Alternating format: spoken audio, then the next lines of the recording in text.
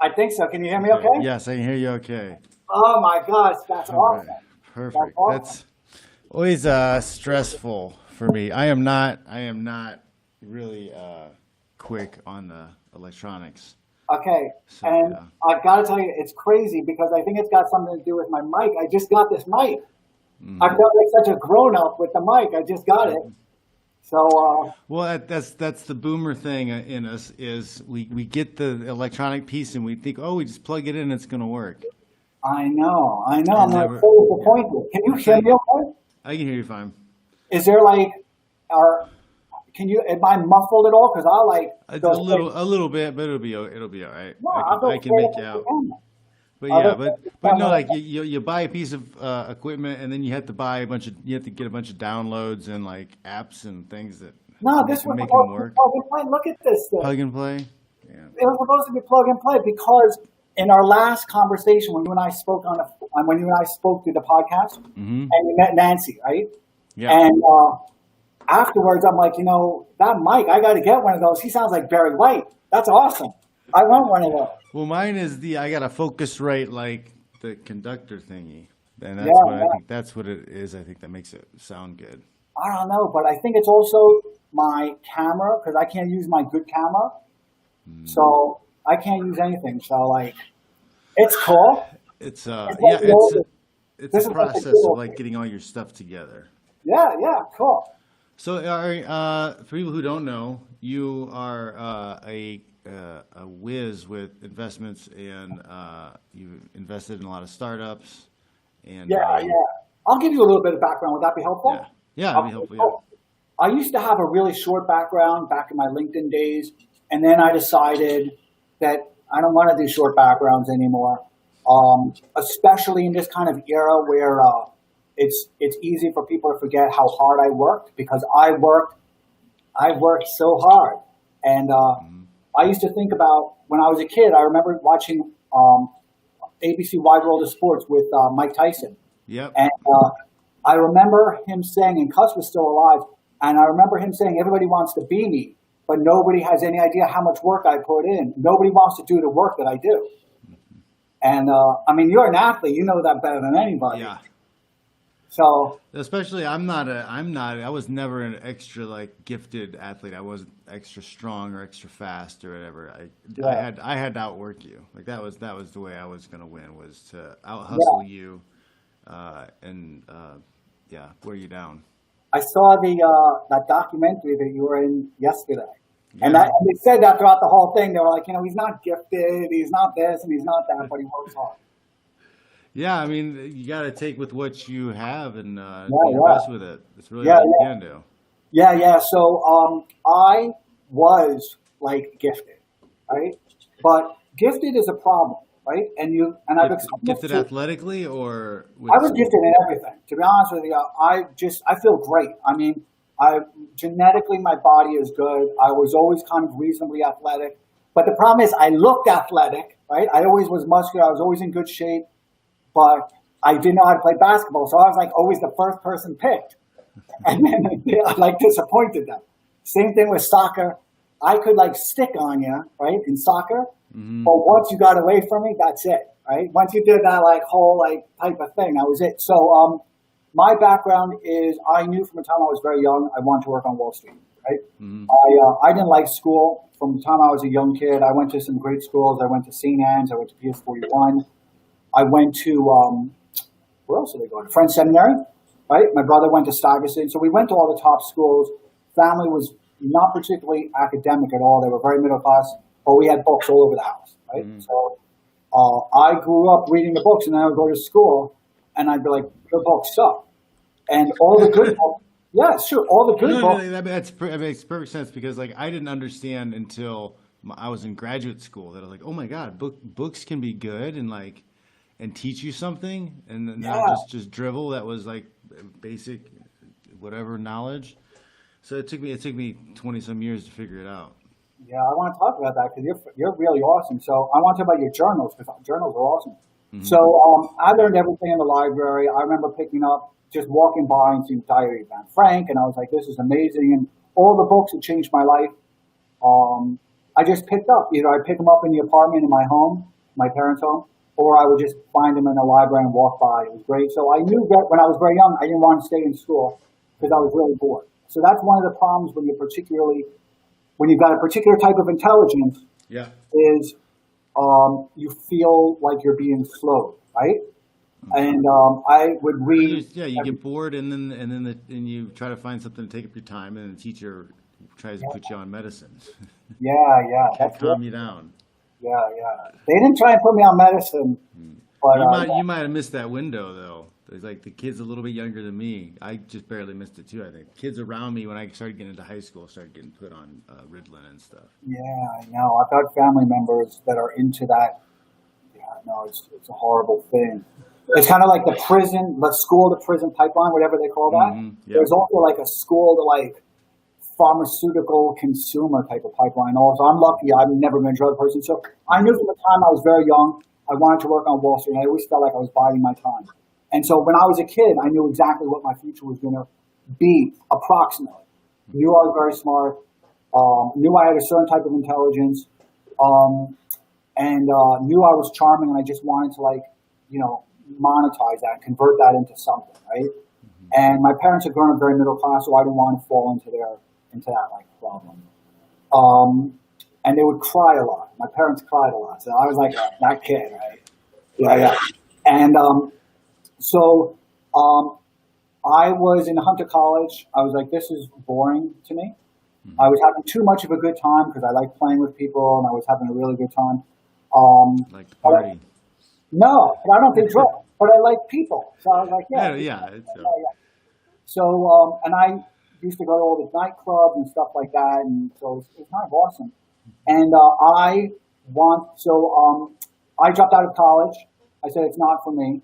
I got, I think, some retail jobs that I lasted for like 4 days and 6 days. And I was like, this is not for me also. So I knew it was my time to go to Wall Street.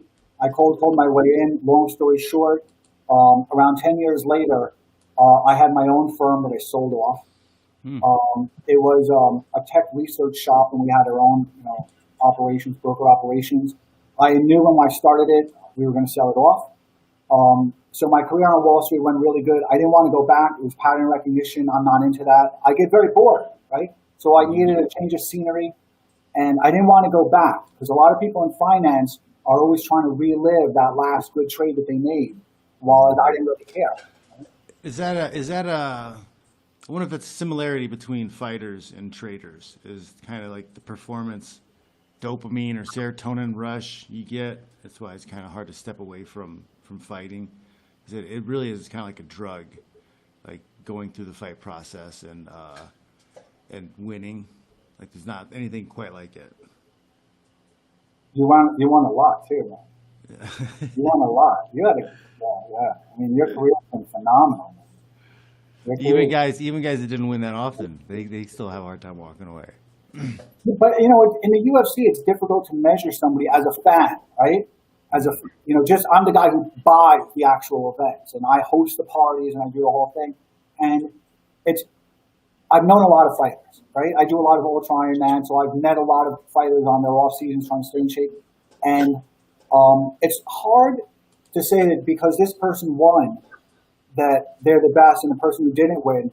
I'll give you, an easy case in point. Conor made a huge mistake when he decided to go up against Khabib. Because before he was cherry picking his opponents. He fought Alvarez, who we knew was going to walk into his left hand, right? And Rafael dos Anjos, who was always had problems as a fighter. He was not particularly gifted, I don't think, as a fighter. And he had Aldo, who was at the end of his career, and it is what it is. Mendez on short notice. Yeah. And Conor had lost 30 pounds to fight them, so it was also kind of an unfair weight advantage. But in any event, he got to pick. But if Conor had the title, right? So for that moment, he was the greatest. Now, he doesn't. So I don't really think about athletes as what they won, right? Because I know that that's very opportunistic. So I left Wall Street. I was very interested in starting up a private equity firm in Europe. So I went to Turkey first because Turkey was going through this huge technology boom, and this is in the mid '90s.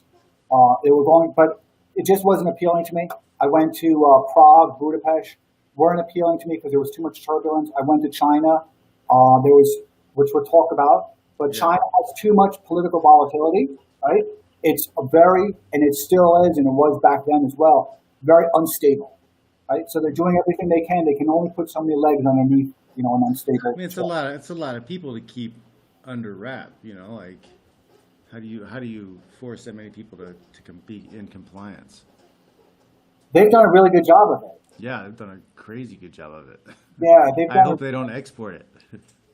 They, well, there are different people operating systems, so they are definitely exporting that, and our own elites are also very enamored with that model because it's a very suppressed model. It's very good at ceasing dissent, and Mhm. the mechanisms that they use is much different, right? So my background, so I invested in a lot of early dot-com companies in like 96, 97, 98, about.com, Tripod. They all worked out really good. Pseudo programs, which didn't work out that good, but their competitor was broadcast.com. So one of them was going to win kind of like the big thing. It was broadcast.com. They got the license for the Yankee games and everything worked out good. So, Were you still in New York? Was still in New York at this time? yeah, yeah, yeah. So, there was a local scene in New York called Silicon Alley, which was our kind of equivalent of what was happening in Silicon Valley. It was just a lot more compressed and a lot of different type of companies. It's not a lot of industry type of companies. So after those companies worked out good, I got bored again. But I learned one of the things that I learned was how companies grow. So I wanted to create an outsourced human resources company.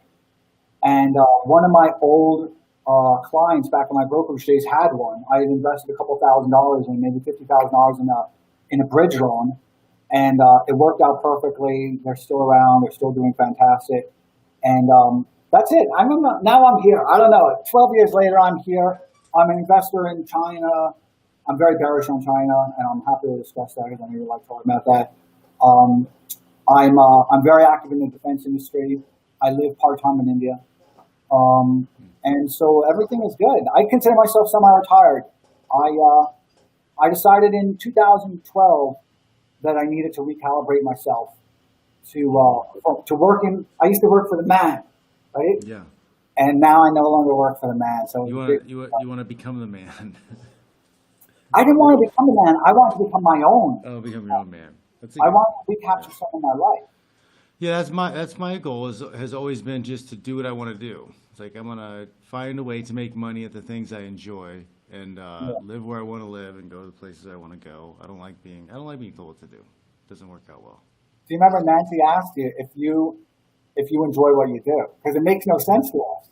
Yeah, it's fun. You can go in and play with your friends all day, wrestle around, choke people, push yourself hard. Like I find my deepest meditative states when I'm borderline ready to pass out, throw up from doing a bike workout, or it's like that's that Zen enlightenment period. It's like when you can hit that level, there's something to it. So like there's definitely an enjoyment for sure. But you have to get punched in the face every once in a while. Every once in a while. That's just that's a test. You're being tested with the punches and the chokes. It's like when you really feel in the zone and it's like you're like a magician. You feel like you predict where things are going to be and you're able to control. It's a wild experience. Yeah. So when you're in the octagon or you're in a boxing, do you see everything kind of like in slow motion? I mean, because you guys are quick, man. I mean, a little bit. I mean, because a lot of things are instinctive. If you've done the work, if you've done the drilling over and over and over and over again, like you start to recognize movement patterns, and you should start to recognize them correctly. If you're going to win the fights, you're going to recognize them correctly. So it kind of does slow things down because you're you're reacting before you're really thinking about it a lot of times. I couldn't do what you do, man. I told you when we were speaking a few days ago, I was on. When you're on the trading floor, do things slow down? Do you start to see, like the Matrix, you see the numbers and the things No, line no, up? no, because it's not You're that like, I'll buy dynamic. it. No, it's really not that dynamic. Because most of my career, and this is true of a lot of people on Wall Street, it's true of a lot of venture capital people, it's true of a lot of private equity people, and I think it's also true of a lot of startup people, right? And a lot of CEOs, which is kind of my universe, right? Mm-hmm. And it's particularly true of Wall Street people because you never get to live in the moment, right? Your life is always about some future event. Your life is about earnings coming out. That's very similar to fighting, though, because we live all basically paycheck to paycheck, fight to fight, because the way that the economics of everything has worked itself to this point. So it's always, oh well, I can't plan a vacation right now because I fought 2 months ago. I may have to start camp soon because the money's almost out. Yeah. So it's a constantly, what I'm doing right now is always for something 2, 3 weeks, months down the road.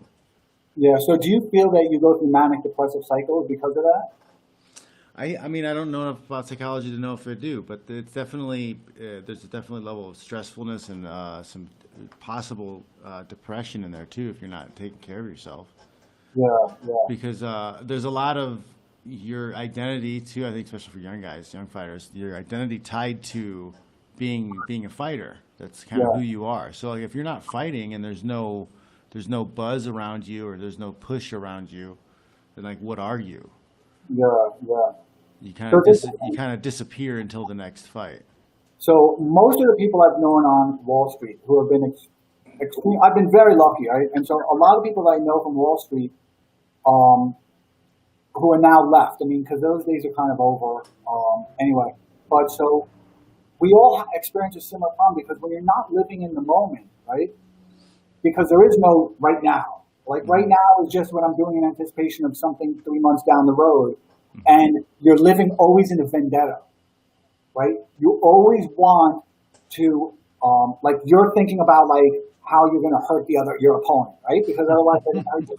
That's what I'm thinking also. I'm thinking my opponent is that person who's selling me or buying stock or whatever the other side of the trade is. My opponent is people who think I can't do it. Like with Tesla, nobody thought I could do it. I owned that stock right after the IPO. I used to get all the shorts, people who were short giving me a call. My fund manager has a huge position in it, one of the largest on the street. And I enjoyed, and now I love them being wrong. I've been through this before. So I like having an adversary that I detest. So I had that throughout Wall Street. I had people that I actually detested, and I wanted to kind of hurt them in that metaphysical, monetary type of way. It's crazy, right? Well, no, it's testosterone. It's Yeah, competition. It's hierarchies. It's biology. It's just it's just an outlet for us to exercise what's already biologically there. So I'm going to ask you a couple of questions because I know you have questions from me, and I want to be responsive to people I see on Twitter about China and sales and stuff like that. So Nancy asked you, right, and it's an unfair question, right? Because it's like asking me what my favorite Wall Street trader is or something. But right now, who's your favorite fighter? Khabib. I think Khabib is my favorite. Yeah. Not just because I like his style, I like the way he solves problems and how good he is, but just because of who he is as a person. Yeah. He, he's really just a good person, and it's a shame. His father just passed away the other day. I know. Which is awful. And I mean, everybody in the community, in the MMA community, is taken back by it, and he's been very influential to those guys and those fighters, and he's gonna leave an imprint on the sport for a very long time. Really? Yeah, just because his methods, a lot of the stuff, like what you see from Khabib and what you see from a lot of those Eagle MMA guys, it's a similar status. That's my big regret is I didn't get over there to train with him a little bit, because I think like we have a lot of the same concepts, same ideas about a lot of control positions. Did you have I just see it naturally from those guys. Did you have an invitation to go over there? I mean, I haven't. Well, they went over there a while ago. I don't think I was able to make it, Yeah. but I'm sure someday it would happen. I'd be down. It'd be fun up the mountains of Dagestan. It'd be a pretty crazy trip. Yeah, I've been out there, man. Yeah. Just be very mindful of everything you say. Mm. I've learned, it's interesting.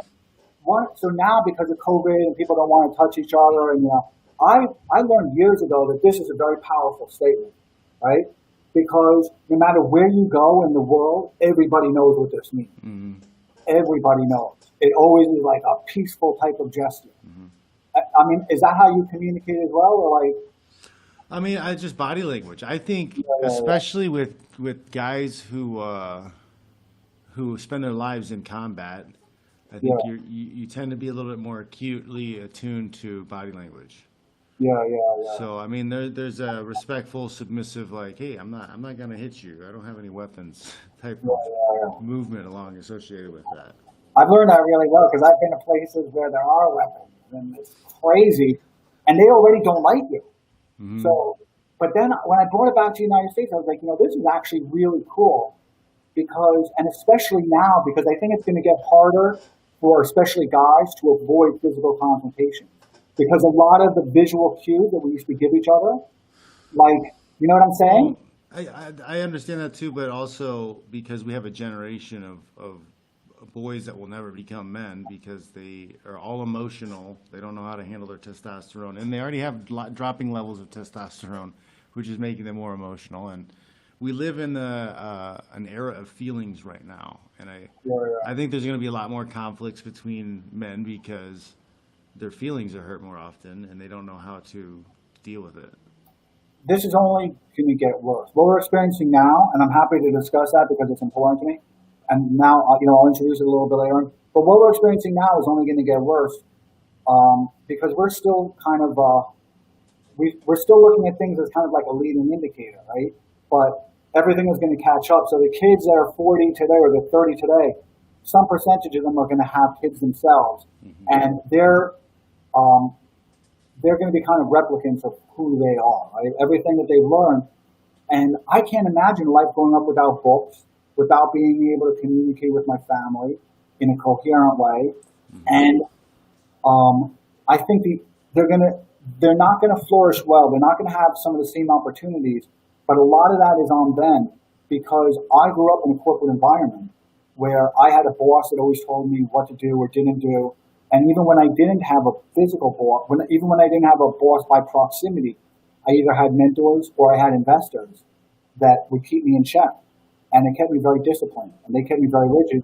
I think today's kids, because they're all gig economy workers, they don't know how to collaborate productively with each other. They just don't know how to deal with a hierarchy. They don't know, like you go to a camp, right? So you've got to have a boss in your camp, right? Yeah. How does it work with that anyway? Like, how does it work, kind of the hierarchy and like what happens? Fighters, it's a little bit different. I mean, AKA, we did things different because a long time ago, we kind of knew that things just kind of went better if you had a central point of command. Like, we all came from wrestling teams and college sports teams, stuff like that. So we had experience with that. So we knew what we wanted our workouts to look like. So, like, after my GSP fight, I kind of became a captain. We had 3 or 4 guys kind of run practice before. Then, the guys knew me captain of the GSP thing. And I wasn't like directing or teaching class necessarily. If a coach was late, I would take over, or I would just get guys started. It's just somebody to crack the whip. It helps. It helps to have somebody to do that. Sometimes it's an appointed person. Sometimes somebody just steps up because it needs to be done. Well, I want to get to some of the questions that are in this, but I got a question. Because you talked about AKA, right? Mm-hmm. So AKA, you got Dan Cormier. Yep. Right? You've got Cain Velasquez. Mm-hmm.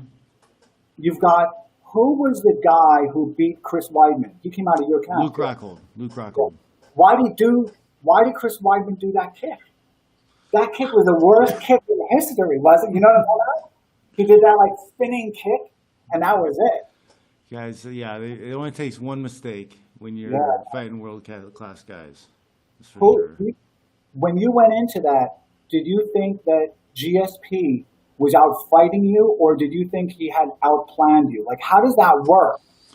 Well, for one, I kind of had a bad game plan going into it because GSP had just been knocked out by Matt Serra like 2 fights prior to that. So I was still thinking, oh, he's got a suspect chin. If I just get some leather on him, that'll be it. So my whole game plan kind of switched from close the distance, control, ground and pound, using wrestling to, just make him miss and hit him once hard and defend the takedowns. And I got hit with an overhand right off a really lazy leg kick, and that's kind of what put me a step behind everything the rest of that fight. I was in the first round, so I was seeing double most of the fight, and that played a big big factor in it. Okay, so was that your game plan, or was that AKA's game plan? I've kind of always been my own number one main coach. Yeah. So I will put people in charge of aspects of my training. I have a stand-up coach. He teaches me how to throw punches and kicks and whatever. And I have my coaches watch me in sparring, give me feedback. I have my ground coaches who teach me things and give me feedback. But I've mostly always been my number one coach. Yeah. Cool. So, if people have questions, because I blasted this all out of Twitter, and I'm excited for you. I'm also excited because this is something new for you. And risk-taking is a cool thing, man. I mean, it's awesome. So good for you, man. Yeah, I just want to, keep creating. I know that everything's going online, so I wanted to start doing podcasts and stuff to start talking to people. There's a lot of young men out there that have watch the show and or follow my stuff, and I kind of want to help and teach those guys because there's a ton of dudes who've never had a masculine dude around or think masculinity is a bad thing in general. And I have sons, and they're super happy people, and I think I'm doing a pretty good job. So I'm gonna try to help other people out too a little bit. Ask me a question. Is there anybody that has a question? Because I love questions. My questions are awesome. Well, we had a couple people ask some questions on Twitter. There's Kathy. I think you might have talked to Kathy before. I'm sure.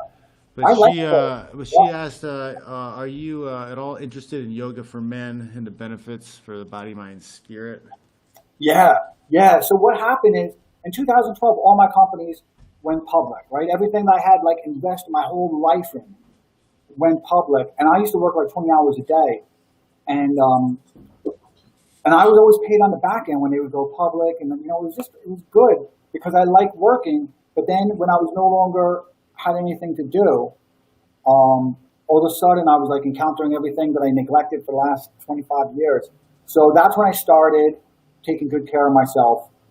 And a lot of that was yoga and meditation, because I used to go into work every day. And I wouldn't even say I'd ever left. So I just used to not be working maybe 4 hours a day. And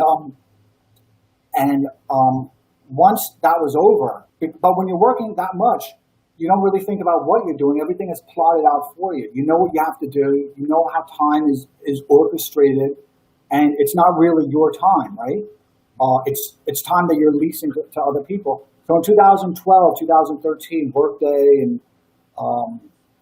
Workday and Trinet had gone public, I think Demandware or something. And then I got involved with Xero, which is an Australian company, and then Slack. So when that was all over, I was massively depressed because I didn't know how to recalibrate myself. So that's when I started getting into yoga. That's when I started getting myself back into shape. I was 205 to 220 pounds back then. Is that the picture that you posted? Do you have the before and after photo? I have a lot of those. I keep those. Those are important to me because I have one I can share. Yeah, I'm in good shape. Yeah. Right there. Damn. Before and after. That's crazy transfers. I had to check to make sure this wasn't a Photoshop the first time I saw it. I was wait a minute. Well, so my workouts have always been core, but the thing is I just wanted to get it done, right? Because I'm an obsessive person. So when I was working at my jobs, I was obsessive. And when I was reading books, I was obsessive. I'm So obsessive. if you want to be great at anything, you kind of have to be obsessive about it. There's no other way to do it. No. And that's actually a mistake that kids today are going to make because you have to be obsessive. And the trick is when you're obsessive, people would tell me, Adam, you got to turn it off. But I didn't know how to turn it off. Take a break. I didn't know how to turn it off. All I knew was I didn't want to ever leave the office. I was working on Wall Street. I thought they were going to have to carry me out. And in Sperry, I thought they'd have to carry me out. TriNet, whatever it was. Pseudo, I never wanted to go home. I love my wife, so on, but I just didn't want to go home. So you have to be obsessive. So then I turned, and once you turn that obsessive switch on, you basically can't turn it off. It has to be turned off for you. So I started getting into that type of stuff. I started getting really into fitness and just doing the same thing. My diet back then was about 250 grams of protein a day, very little carbohydrates. And it didn't take me that long. It took me like a year and a half.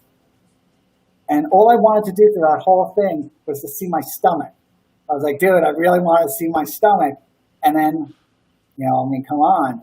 And then I didn't even know when to stop. And that was another problem, is I didn't know when to stop. So I got into yoga and meditation. I do meditation at least several minutes a day. I don't really think about it in terms of a schedule for it anymore. I do a lot of yoga. While I haven't been going to the gym, I've changed my diet dramatically. What does your diet look like these days? So my diet back then used to be all protein, right, and very little sugar. Now I've accepted that I'm not going to be going to the gym, and so now I want my body to restore a little bit. So now it's much more restorative type of fruits, restorative type of vegetables. I'm actually having dairy food for the first time in a few years, and I like the way it does to my body, my mind. I'm not doing protein drinks anymore. So I'm making a lot of adjustments. I'm spicing my foods a little bit more, but I'm doing everything that I think. Some of it is like an Ayurvedic diet, so I'm doing a lot of things that I can feel the difference because I don't have to worry on protein output and muscular output anymore. Does that answer her question? That's a lot. So yeah, I do. I love that stuff. I go on several retreats a year. I do a lot. I go to a lot of monasteries. I go to a lot of ashrams. I do a lot of kirtan. I do a lot of poses. That stuff is awesome. Awesome. I started doing some of the Bikram, the hot yoga, kind of like loosen my body up. That was good. I did a free week, like every day for a week, and then I bought 10 sessions, and I haven't been back for almost a year. Why? Why haven't you been back yet? Well, part of it was school started. I bought it like a week before the kids' school started, and because of the time that I was putting in with them, the classes didn't match up. And then the quarantine happened. So how old are your kids? 6 and 8. Okay. And because I saw the documentary yesterday, is her name Michelle? Yeah. We're not together anymore though. That's fine. Yeah. So what grade? I don't know. I don't remember any of this type of stuff because I'm like that old guy. They'll be starting 3rd and 1st grade. So when they come home, are you going to be like, listen, whatever you learn, forget about it. That's not the way it works. Don't do that. And then like teaching them for yourself. So I do as much as I can to talk to them about what happened at school, what they learn. I try to do as much schoolwork with them so that I can, talk to them about it. And if there is some kind of weird stuff in their homework or something they sent home, I'll sit down and we'll have a talk about it. There's some weird stuff going on. There's some really weird stuff, the like non-gender unicorn thingy and.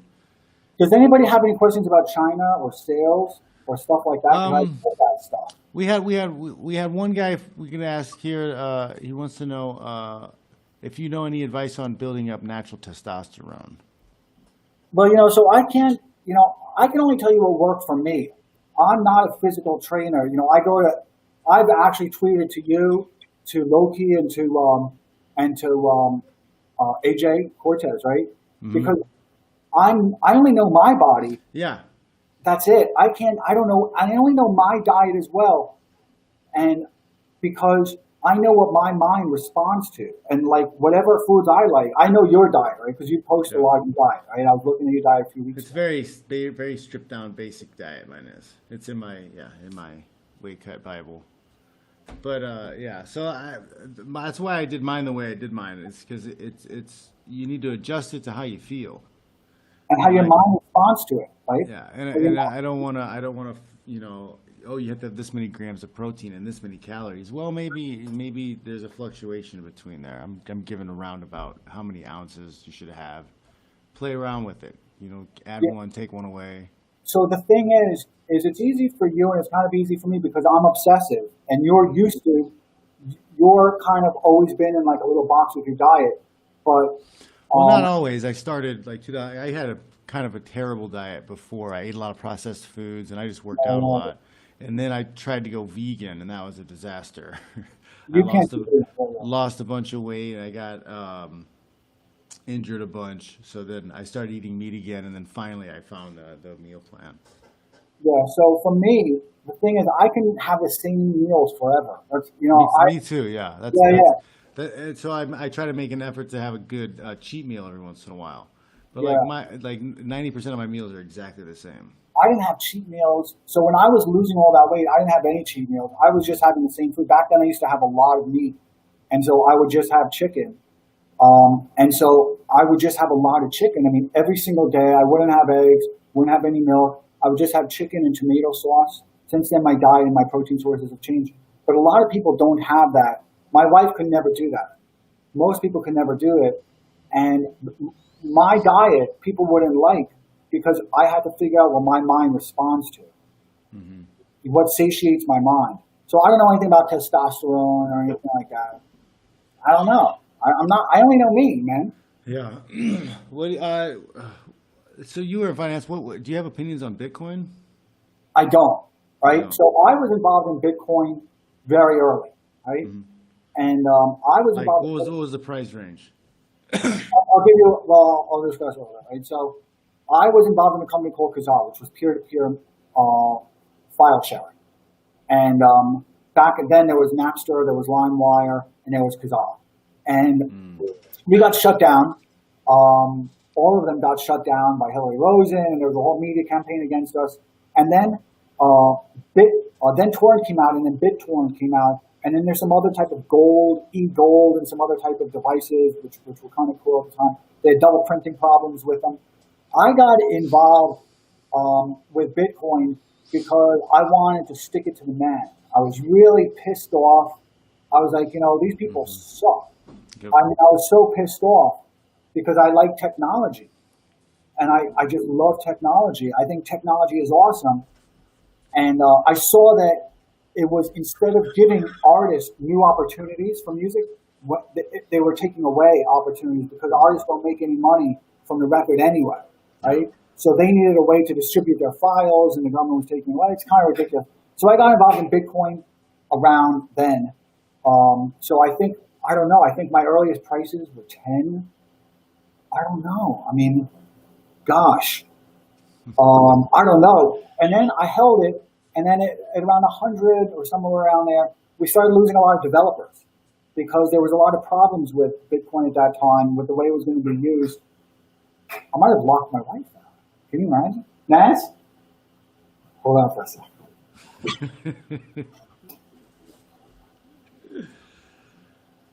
Oh man, you get yelled at. That's cool. Yeah. Hey. So I got involved early, but I didn't really think about it as an investment. I didn't really care about the pricing history of the thing or what was going to happen to it. That's when it's sound money. Yeah. Well, then Fred. So I didn't really even give it any real authority as for transactions or anything until Fred Wilson, who's a venture capitalist in New York, a smart guy, came out and said that people should go buy Christmas gifts with it. So back then, around 2010 and such, maybe even a little bit earlier, when he had done that, basically there's only two purposes for it, and that was kind of novelty transactions and some money laundering that was going on. And we knew that people were giving it a pricing history, that they were moving it up. But back then, we also had all those Chinese Upper Mongolian Bitcoin mining farms that every time the price would get up, they would slap it down again, and they would create, all of a sudden there'd be a big supply and street.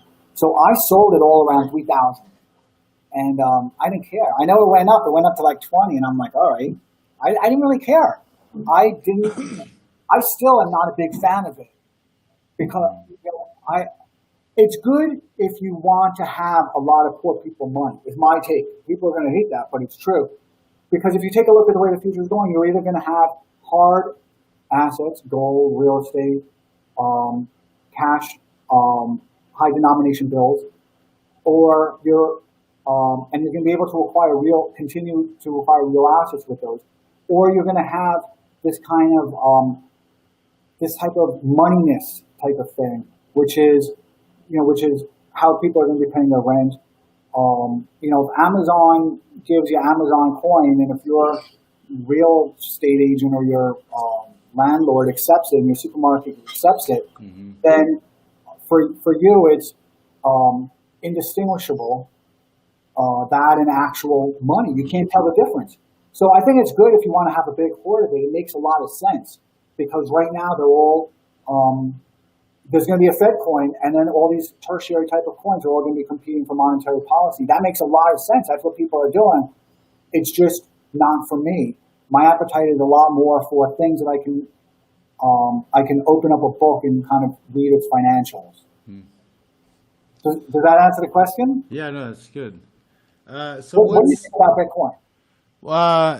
It has a lot of potential, but at the same time, it could crash at any moment. The market cap still isn't that big. One big giant whale could come in and disrupt everything and spoil everybody's day.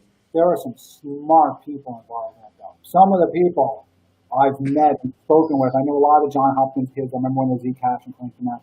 Super smart. The wallets that they're doing, kind of the infrastructure and the plumbing that they're building, and I'm an investor in a fund that's very active in them. So, but I just don't like Bitcoin. I like some of the other things that can occur with it. But what is your opinion on what's happening with China and Hong Kong right now? And then we can segue into some more China stuff. That's complex. I'm actually going to be writing about that. Yeah, it is. So because we're still kind of in that moment, I'm going to hold off comment on it because right now it would seem really difficult for China to be able to instill its full power the way it does in the mainland on Hong Kong, but I wouldn't put it past them. Yeah, well, I'll discuss it when I talk about COVID and kind of dissent and some other types of things, which I'd love to do. But so what's occurring in Hong Kong has been playing out, and it would be kind of too long for this, but it has to do with the way the provincial government works there and the way the government works there and how, in the new, there's two constitutions within China. There's the Chinese Communist Party Constitution, and then there's the People's Republic of China Constitution. And everything there is subservient to the Chinese Communist Party. So everything there has to complement the Chinese Communist Party. All the judges are appointed by the Chinese Communist Party. All the lawyers, in fact, are even appointed by the Chinese Communist Party. And there are other political parties out there, but they're not allowed to be adversarial. So, contractually, they're not allowed to be adversarial. So Hong Kong is probably the only opportunity for freedom that you and I know and take for granted that China has. There is a lot of dissent and there's a lot of riots and protests that you're not seeing that happen on the mainland. So you're seeing Hong Kong just because that's where it's a very cosmopolitan city, that's where all the cameras are, that's where the media has.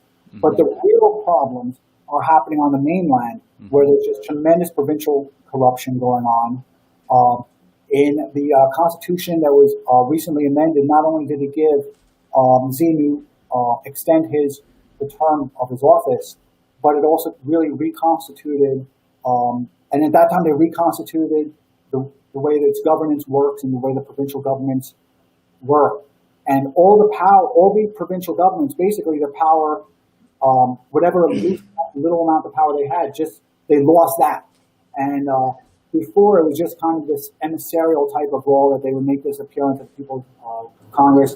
They even lost that. So if you have a lot of dissent, if you're a Chinese worker who's working in the Rust Belt, you haven't been paid in months, but you're living on script that you're basically eating at the company store and all that type of stuff. These people have been rioting for months. They've been rioting since December.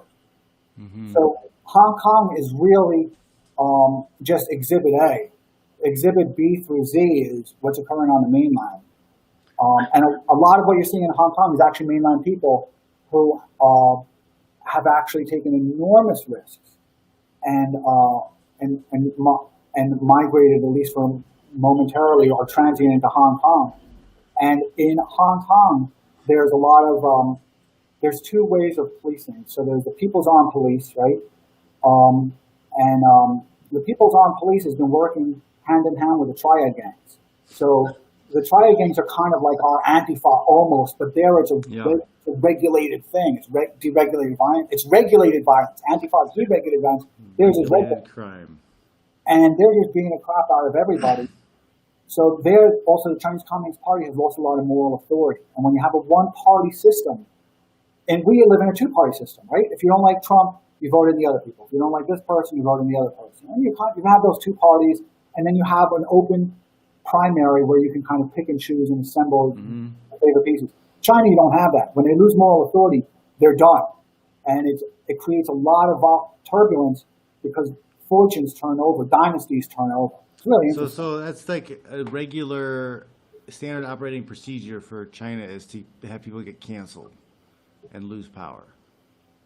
It is. Because they lose, that's what that is, right? They lose moral authority, so they tumble down to a lower hierarchy position. Yeah, so right now, one of the reasons gulag. It's a different people operating system. So you can't really think about it in terms of the way it was. So can you explain that to everyone, the people operating system? Yeah. So it's interesting. I don't know if it's a term that I made up. I probably did. I don't know, because I come out of tech, I come out of finance, and it kind of works both ways. So unless I know otherwise, I'll assume I did, right? So having been to a lot of countries, they all operate very differently. They have different governance, they have different cultures, they have different ways of affecting changes. They have different relationships with their voters and with their people. They have different relationships in the way they operate their businesses. There's just a lot that goes into it. And I think about it kind of the way you might think of like an Android or an Apple operating system or a Microsoft operating system.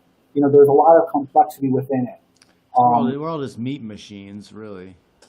No, not at all. I mean, so when you're a country, the biggest way to capture taxes, the best way, the most optimal way to capture taxes and to kind of regulate your people is going to be through your employer. Because the employer is the one that has access to all your paychecks. So there's just a lot of tactical differences. They're a much different people operating system than ours. So, one of the things I've decided to write more about China, more for popular consumption, because my own blog I don't share, but I share a public blog. So we have a family office, and I write for that, but then I distill it and put it elsewhere. So is because I saw that we were, China was kind of the leading indicator of the way that we were moving. So, what happened with Facebook, what's happened even with TikTok, everything that you're seeing, I saw years ago. I just knew that within our system, it would have to happen differently because China can make changes like that. Yeah. Whereas in the United opposition. There's opposition, but they can. So within a people operating system, you have different levels of coercion, right? And in the United States, if you don't pay your taxes, you go to court, and if that doesn't work, ultimately somebody comes and arrests you. But that's really the last resort.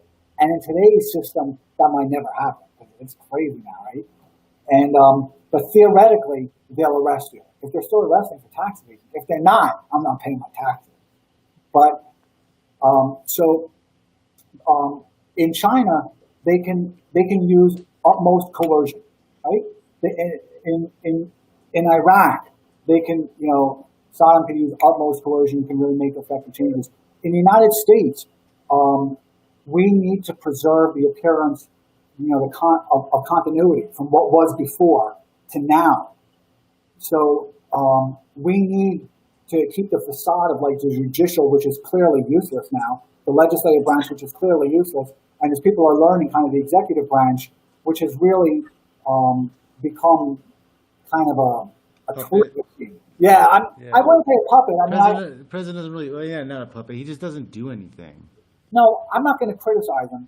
I don't criticize any of them, but um, so here, Well, I would say that the president has a lot less power than people assume.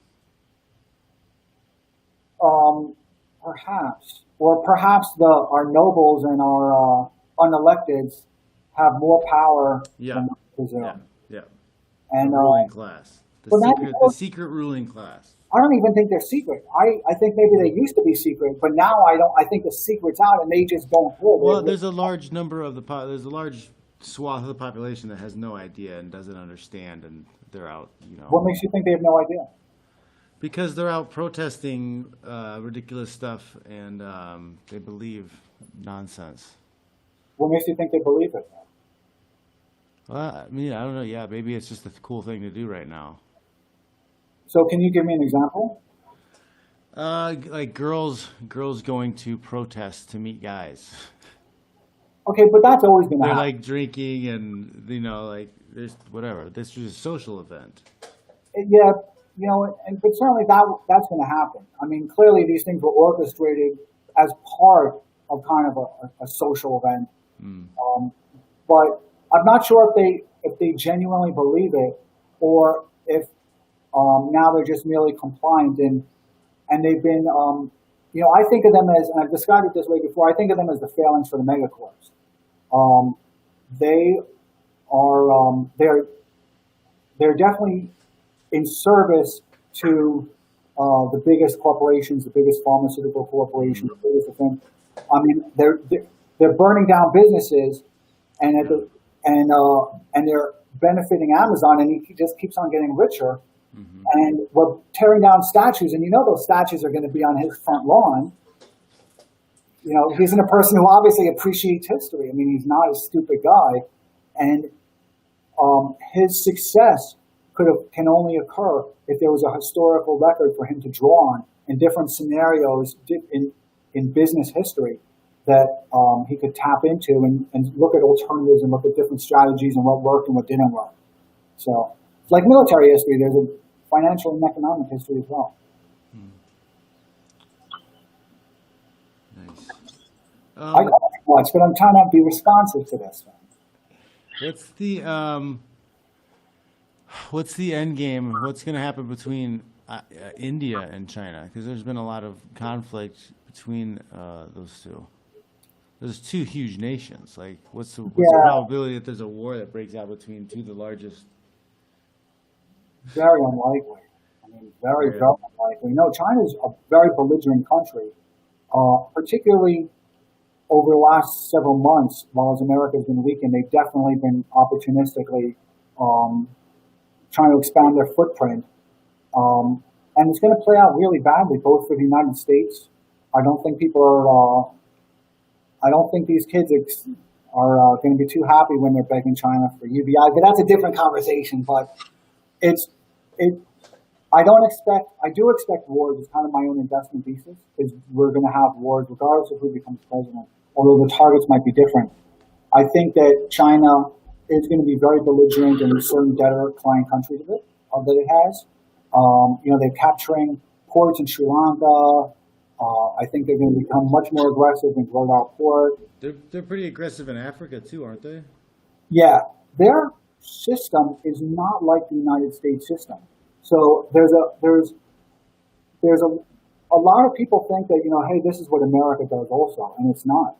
America does not do what China does. China is a million times worse than what Amazon does, because at least Amazon delivers to your front door and you can eat. While as China just goes into countries like Bolivia, and I've written about it, and I was recently there, and they pound the company with debt, right? They give the country a lot of money to build up its infrastructure, presumably, but really what it's doing is it's putting them in debt And in service to that, they're negotiating sweetheart rights for minerals and for mining. At the same time, when they're building up the infrastructure, so they're going to borrow, let's say, $200 million, which is a lot for Bolivia. They're going to borrow $200 million. They're going to say, listen, we're going to build an airport. But that contract to build the airport, Bolivia does not have an indigenous industry to build the airport.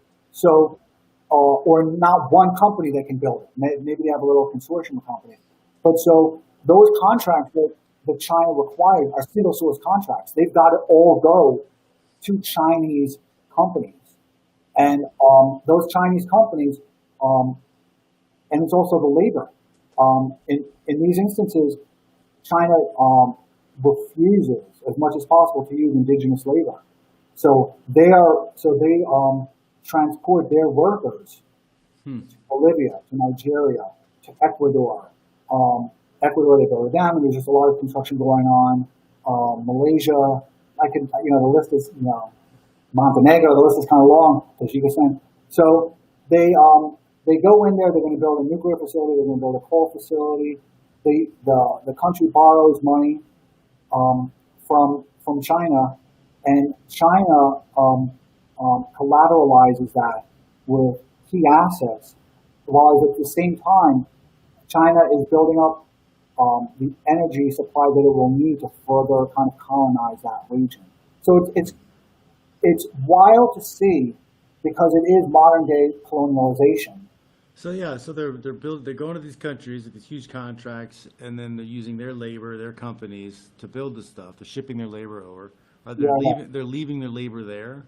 Yeah, and they're gutting industries. So when you go to that sounds exactly like early colonization of Europe and U.S. If you take a look at Bolivia used to do a lot of trading with Brazil, right? Now their biggest trading partner is China. There's a big problem with that. There's huge problems with that. But beyond everything else, Bolivia has lost its entire textile industry. Everything has been shut down because now they just found it cheaper to import those textiles from China. Mm-hmm. And there's also a tremendous amount of corruption. So in Bolivia, as soon as I think Evo met Z, I think in 1996 he flew over there, if I recall. And since then he's been kind of this sworn allegiance to the Chinese Communist Party. Many of the contracts that he signed were completely corrupt. I mean, I'd have to go through them, but I think one of them was like a tanker and a mining facility, a silver mine, were all corrupt. They didn't work. And this is a problem that China has throughout. I mean, they built a dam in Ecuador. They put Ecuador into $4 billion of debt. They had to borrow it from the United States and from the reserves of other countries, and IMF needed to bail them out. And it's a big problem. A lot of their contractors are not regulated in the same way that our contractors and our businesses are regulated. So there's a tremendous amount of fraud. So capitalism in China is the corruption of the state-owned enterprises. And it's infused within their culture. This is nothing that's going to be changed. So working like that or being driven like that to work is normal, run of the mill. What do you mean? Like being shipped off into like slave labor type environments. It's just, this is just work. I don't know if I would, give a generalization like that. I mean, I think it's kind of very specific to the situation. Okay. So, where did you get your ability to be such a good? You're a good writer and storyteller. Or have you always been a good storyteller? Yeah. So I knew I had to think about how I wanted to get onto Wall Street. What was kind of my skill, right? And so I knew my skill was, I know I'm a nice guy, right? So I know people respond well to me. I have never had a real enemy. And I was in one skill fight, man. One. I didn't hit him. He didn't hit me. That was my fight. That was the whole thing. I won. So I think I might have gone like one of these into him, like one of those, right? So monkey fist. Yeah, is that what that's called? Is that like a technique? You could. Yeah. So I think one of the reasons I've been so successful in sales, right? and so successful within my own life and within my own futurism is the narrative.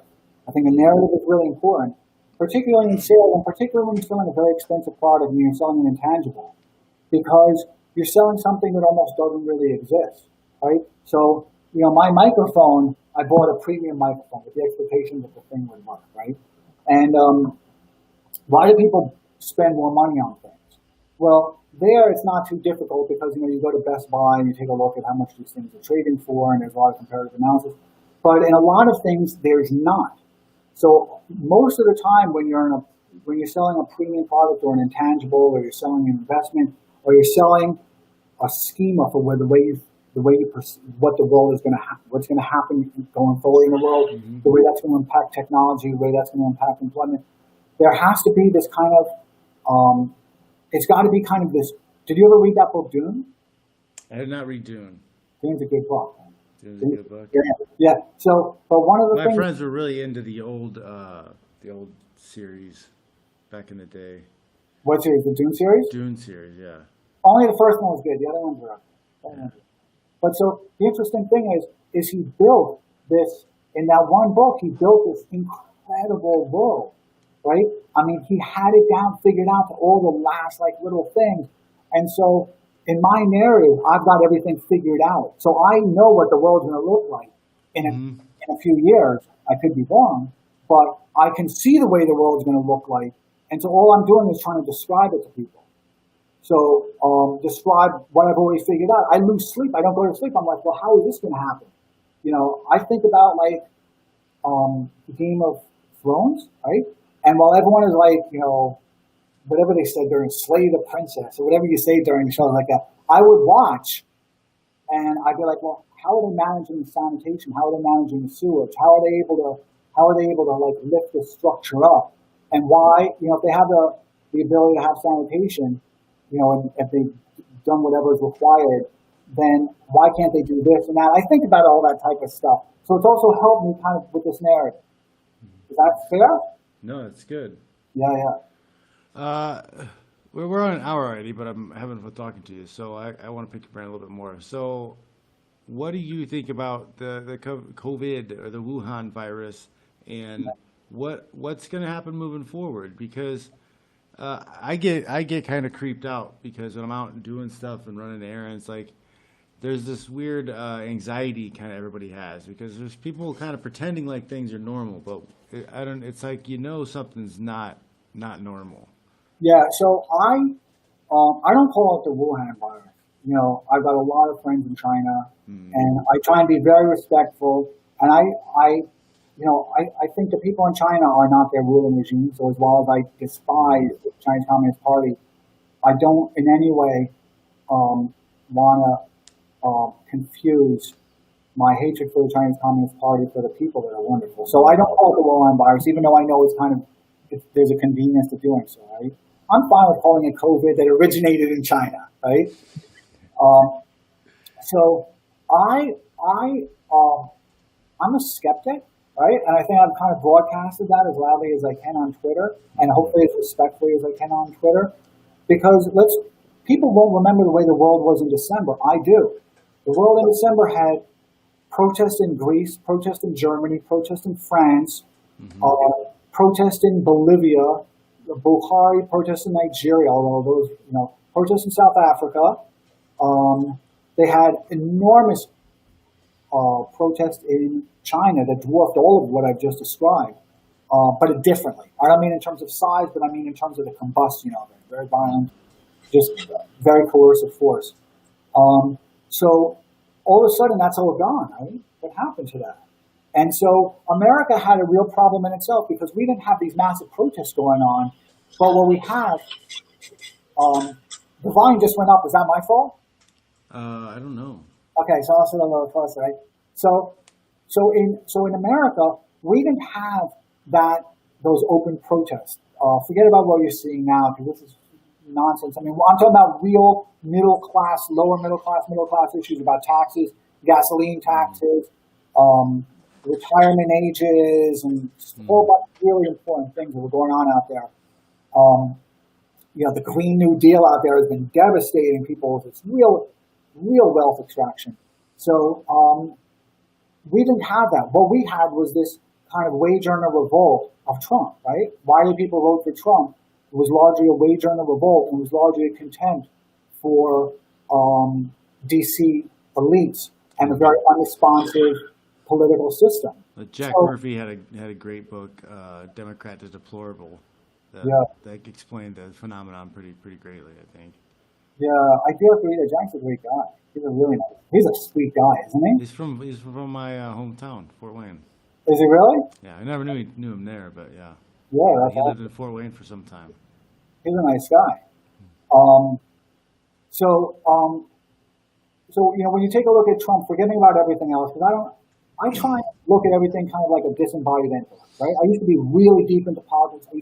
I know all the politicians, all their, wow, my battery, all my all of their, all of the locals I've got here, right? And they're friends. I really like them. I never criticize them. I can criticize their policies, but I'm not going to criticize them. So, having done this for 20 years, I now am old enough where I can kind of emotionally withdraw myself, right? And just kind of more be an observer. You have to. Yeah, and Well, it's kind of a stoicism type thing where you kind of have to pull yourself into third person to look at everything that's happening, because like it doesn't do you any good to get emotional and react to what's happening to you or well, around you, especially if there's like huge things that you can't really control. it's I let me okay. I want to make sure. Yeah. So, well, I've been one of those protesting people. Actually, I've never really been one of the protesting people, but I've been one of those people that funded the protesters and helped get candidates elected, and kind of the 501c4 type of things, and maxing out on all the politicians, and that's fine. And hosting a lot of parties and bundling, and I've had an opportunity to have some really good conversations with people that I really, really value, who are very strategic, and they understand the business of politics, which is something that should never be forgotten. That there's Yeah. this is real business, and How in the sausage is made. yeah, so in California, everything revolves around Hollywood. Everything used to revolve around the entertainment industry, and it was all like the lawyers were the power brokers there. And in Texas, a lot of things revolve around Methodists and Baptists and the church, and although I'm sure that's changing. In New York, the entire scene is kind of revolves around politics. And if you want to, and paying to go to move up your social circles, you have to pay to do so. I mean, it's really interesting. So when I take a look at Trump, he was like this wage earner revolt, right? Because people saw that their taxes were going up, but the quality of life was going down. And it was also that if I want to call Pelosi, she's going to take my call, right? Because her people are going to look through, hey, how much money is this guy given? All right. And also, if I want to speak to her, probably come through a secondary source who's already kind of one of her big donors. And the same is true of a lot of these people. However, most people these days don't have that availability to speak to their politicians anymore. Their politicians have really retreated from visibility. Yep. And so so Trump was also an expression of that. People were tired with Hillary not getting indicted or this person not getting indicted. And they had this magical mythology that Hillary was going to do this and this person was going to do that. And it was just, they were disgusted. But what was going to happen is our elites, just as our elites saw what was happening in France and all the other countries, and they said, we can't have this happen here. We need to kind of stop this now. And Trump was an expression of that. So locking people in their homes is a good way of stopping these type of things. Mm-hmm. And I called it Dark City. So I started keeping a log in late December where I didn't believe what was going on. Obviously there's a COVID virus or whatever it is, but in terms of its morbidity rate and in terms of its spread, because back then we were seeing people on Twitter, right? You were seeing all those little clips of people walking down the street, and then like some old guy would be walking down the street with their little shopping bags, right? And then he would go into convulsions and got dead. And we'd be seeing a lot of those. Mm-hmm. Like, this is not possible. I know China. I know its governance. I know the way it manages its propaganda. I've got a team that's dedicated to it. I mean, that's not what's happening. So I knew that even if the videos were real, that they wouldn't make it onto Twitter because of the discourse powers that China have over United States social media. We have no real criticism of China. America has never had any substantive criticism of China. The only criticism of China that you hear here is what's permitted. That what China permits because it's within kind of their Overton window of what they can tolerate. You never really hear anything really critical. So all of a sudden I saw these videos, I was like, this is not possible. They're going to throw hundreds of thousands of people in jail. So then the next thing you saw was all these hospital construction sites going on. And I'm like, they're doing this pretty darn quickly. Now they can do that within their political operating system, but you're not doing that for COVID.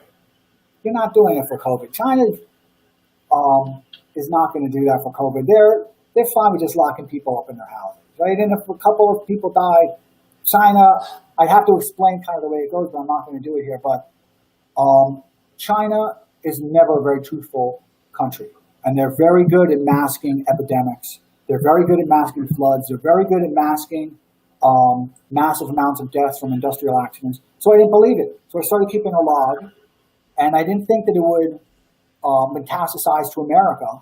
So then when I saw it, all the media saying that it was nothing, when it was obviously there was something, I can't say it wasn't nothing. I was like, they're trying to bring it to America under the impression that there's nothing to worry about. And there is something to worry about. It's just been embellished, but there is something to worry about. And I saw that they were going to use this the same way that China had as a method, as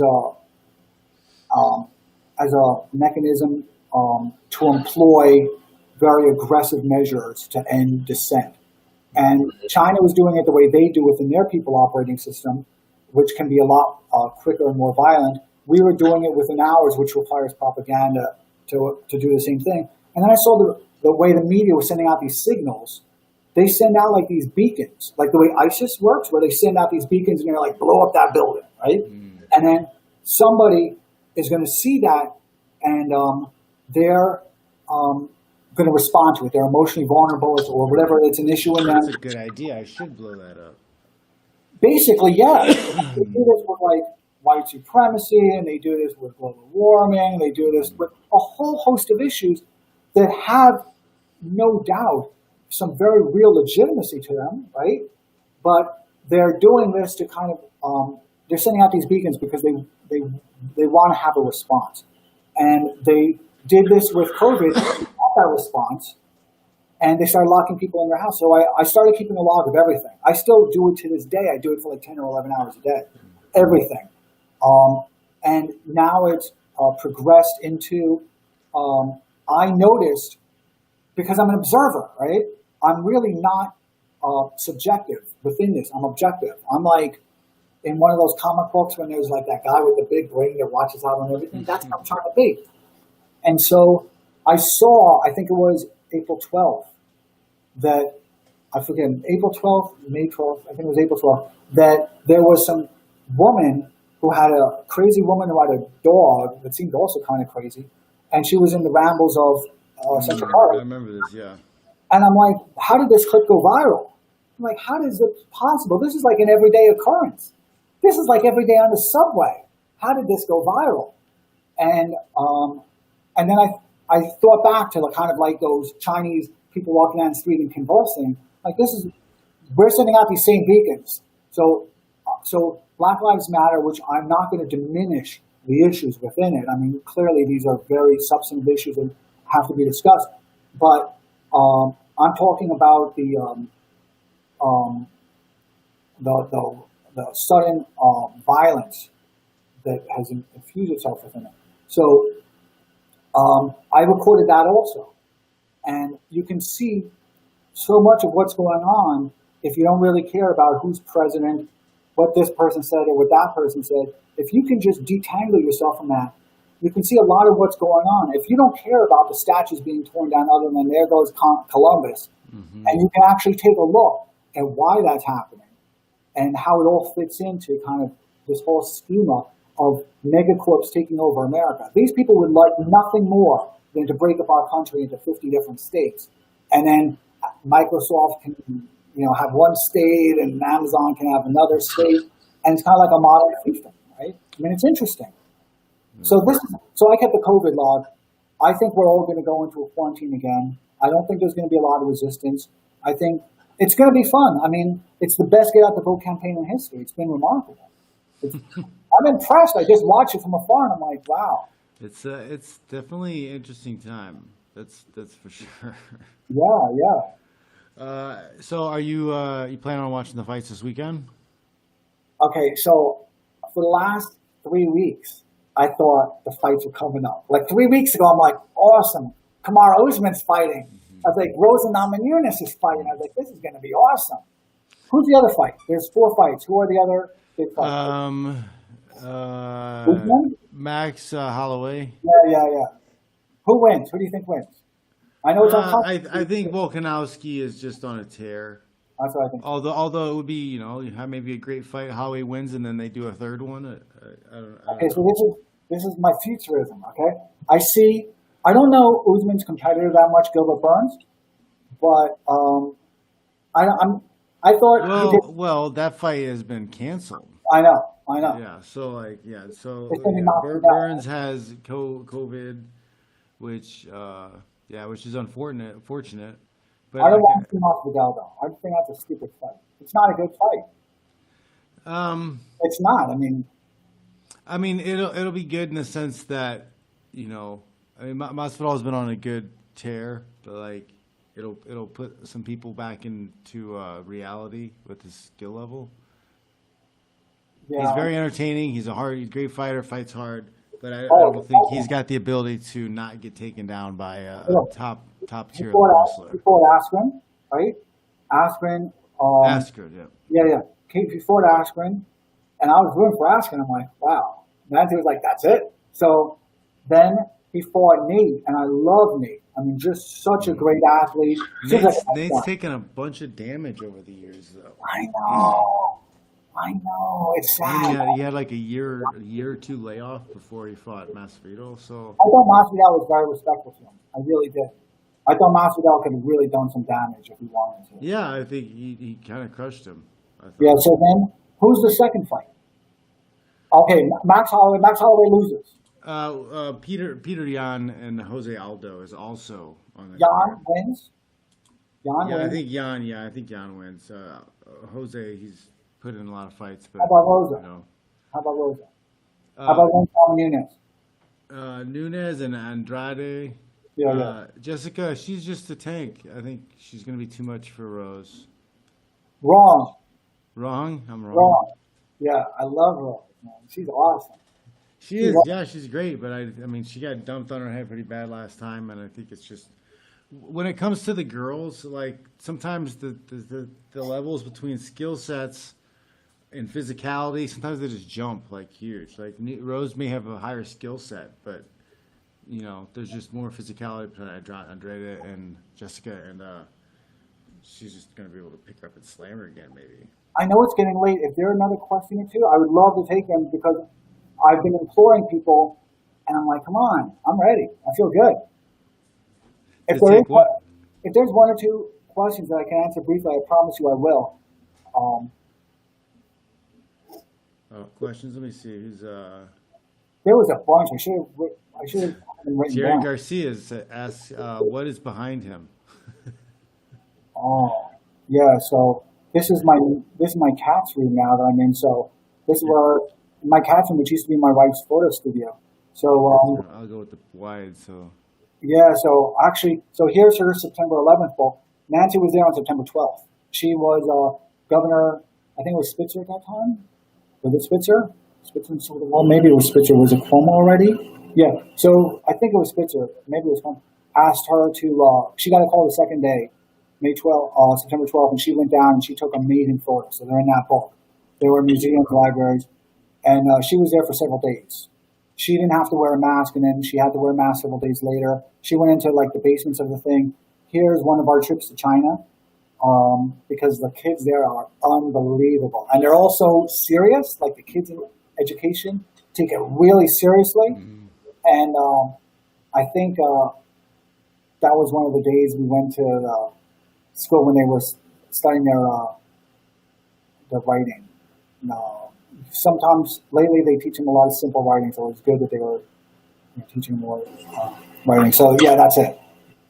So let's hear. Mark Robbins is saying, he's asking, he says, Scott Adams says that a golden age is coming. Do you agree? The golden age, meaning what? I mean, like the golden age of like, the golden, I grew up on some comic books, so the golden age was like the old Green Lantern who were like, remember his weakness was wood, right? So, the Silver Age one was better, and the old Flash, the Golden Age Flash had a stupid outfit and hat. So, I don't know. I mean, I think for a lot of people, this is going to be, the future is incredible. I am just amazed. I would say that any age could be the golden age, depending on how you leverage it. So I think emotionally, people have to now prepare for, we're in dark cities. So when we came out of quarantine, the world looks different. We're going to go back into quarantine. We're going to come out, and the world's going to continue to look different because the megacorps are just kind of rearranging our world. But you've got to let the elites elite their thing. That's just their thing. It's out of your control. You have to survive in it, and you have to flourish in it. So if you can emotionally kind of tolerate it, then I think the future is just awesome. But education, literacy, the nuances of language, the ability to communicate, the ability to be teachable, right? Because you have to be teachable in your fighting career, right? A lot of kids won't be teachable. Got to be malleable. Yeah. So a lot of these kids today are not going to be malleable. They just don't have it, and they can't even communicate with each other. So I think those kids are not going to do well. I think many of the other kids who have good parents, thankfully, or who found good mentors, which was what I found, some good mentors, and I adopted them, are going to do extremely well. I think the competition is actually going to thin out a little bit for them. And I think there's going to be a lot more job opportunities. However, it's going to be in new industries. And so a lot of these kids today are kind of, I think of them as the NAFTA workers of the 1990s. They're kind of clinging on to something that has all moved downstream. Mm-hmm. And, there was a lot of scarcity and demand for their job skills. It's not going to exist going forward. But I was a dinosaur in my Wall Street career. I could plan forward. I think if kids today get degrees in agriculture, mining, minerals, there's just so much. I mean, there are people who are going to be living in space soon. I mean, it's ridiculous. These are going to employ millions of people. Yeah, that's what I think Mark was saying. Is it going to be a golden age of robots, space, that type of stuff? Yeah. So I don't know. Progress forward to something bigger. Yeah, robots. Flying cars. Boy, what a disappointment that's been, right? Come on. Boy, I think we can't be that far off from like a drone that you can sit and steer yourself and drive around in. I can't be that far off. Yeah, so that's kind of some of I wouldn't say that's what my companies in India do, because it's not at all what they do. But I'm very informed on some of the technology that's going into some of these drones and satellites. And we're going to see some awesome stuff. I don't know if we're ever going to have that levitating Back to the Future type of hoverboard, skateboard thing. Well, they have it, but I saw Tony Hawk riding it, but it's got to be on like a big like metal half pipe. Yeah. That doesn't count. It doesn't count. No. Unless you like remake all the streets and sidewalks out of some metal composite. They should do that. Jeff Bezos did that. He probably has done that already. Probably.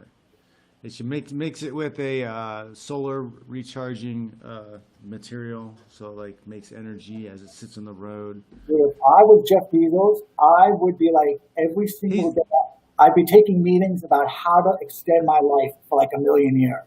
They probably already know. They have the children's blood transfusions once a week. However he does it. I'm sure he takes that meeting. That's like his 10:15 Monday morning meeting. And then 10:30 is like to bathe in pig vomit or something. What do you think about asteroid? John is asking, what do you think about asteroid, the opportunities of space travel, asteroid mining?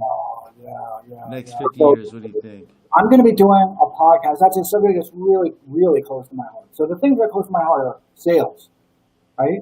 I'm a kid who came from nothing and did very well. I want everybody to. Sales are just such a big part of my life. It's a big part of my identity. My defense industry, my investments, and some of the things that I hold on to and why I've made those decisions. and the victories I've won, right? Like I won those against Tesla shorts, right? I won. They suck. I've won before with Insperity stock went from $2 to $6. I won. So that's going to be a podcast that I'm doing in 2 weeks with some really, really nice kids that are really very intellectually inquisitive and really, really getting involved in that. And I think a venture capitalist friend of theirs is going to be joining us. I've already made investments within that, but not within the United States, but in India. And we're going to be discussing that. I wish more Americans would engage in it. I think you and I were discussing in China, if you ask any of those kids, and I can tell you for a fact, what their future is, they think they're going to be an astronaut. I mean, many, even of the more impoverished kids, there are very, in that form, capitalism, engaged with like their own future, and they see a future in space, man. It's ridiculous. And in America, we don't see it as much, which is very aggravating to me because they're going to be left behind. And then you see these kids. I go to the library all the time. Nancy and I teach travel in the library, and our own American kids aren't in the library. Our own American kids, and it's like all these smart kids that came over a year or 2 or 5. Their parents brought them over 5 years ago, and they say go to the library. Those kids are going to kick ass. American kids have to compete. Yep. It's going to be tough. So I'm slave driving my kids. But what are your kids reading right now? Well, we read, like the Warrior Kid books. They're 8 and 6, so I'm mostly just making sure that they can read. I get them some free time to read. I call it enforced boredom. But they've got to like figure something out, go color, go read a book. Do they watch TV? Some. Yeah. Yeah. What do they watch?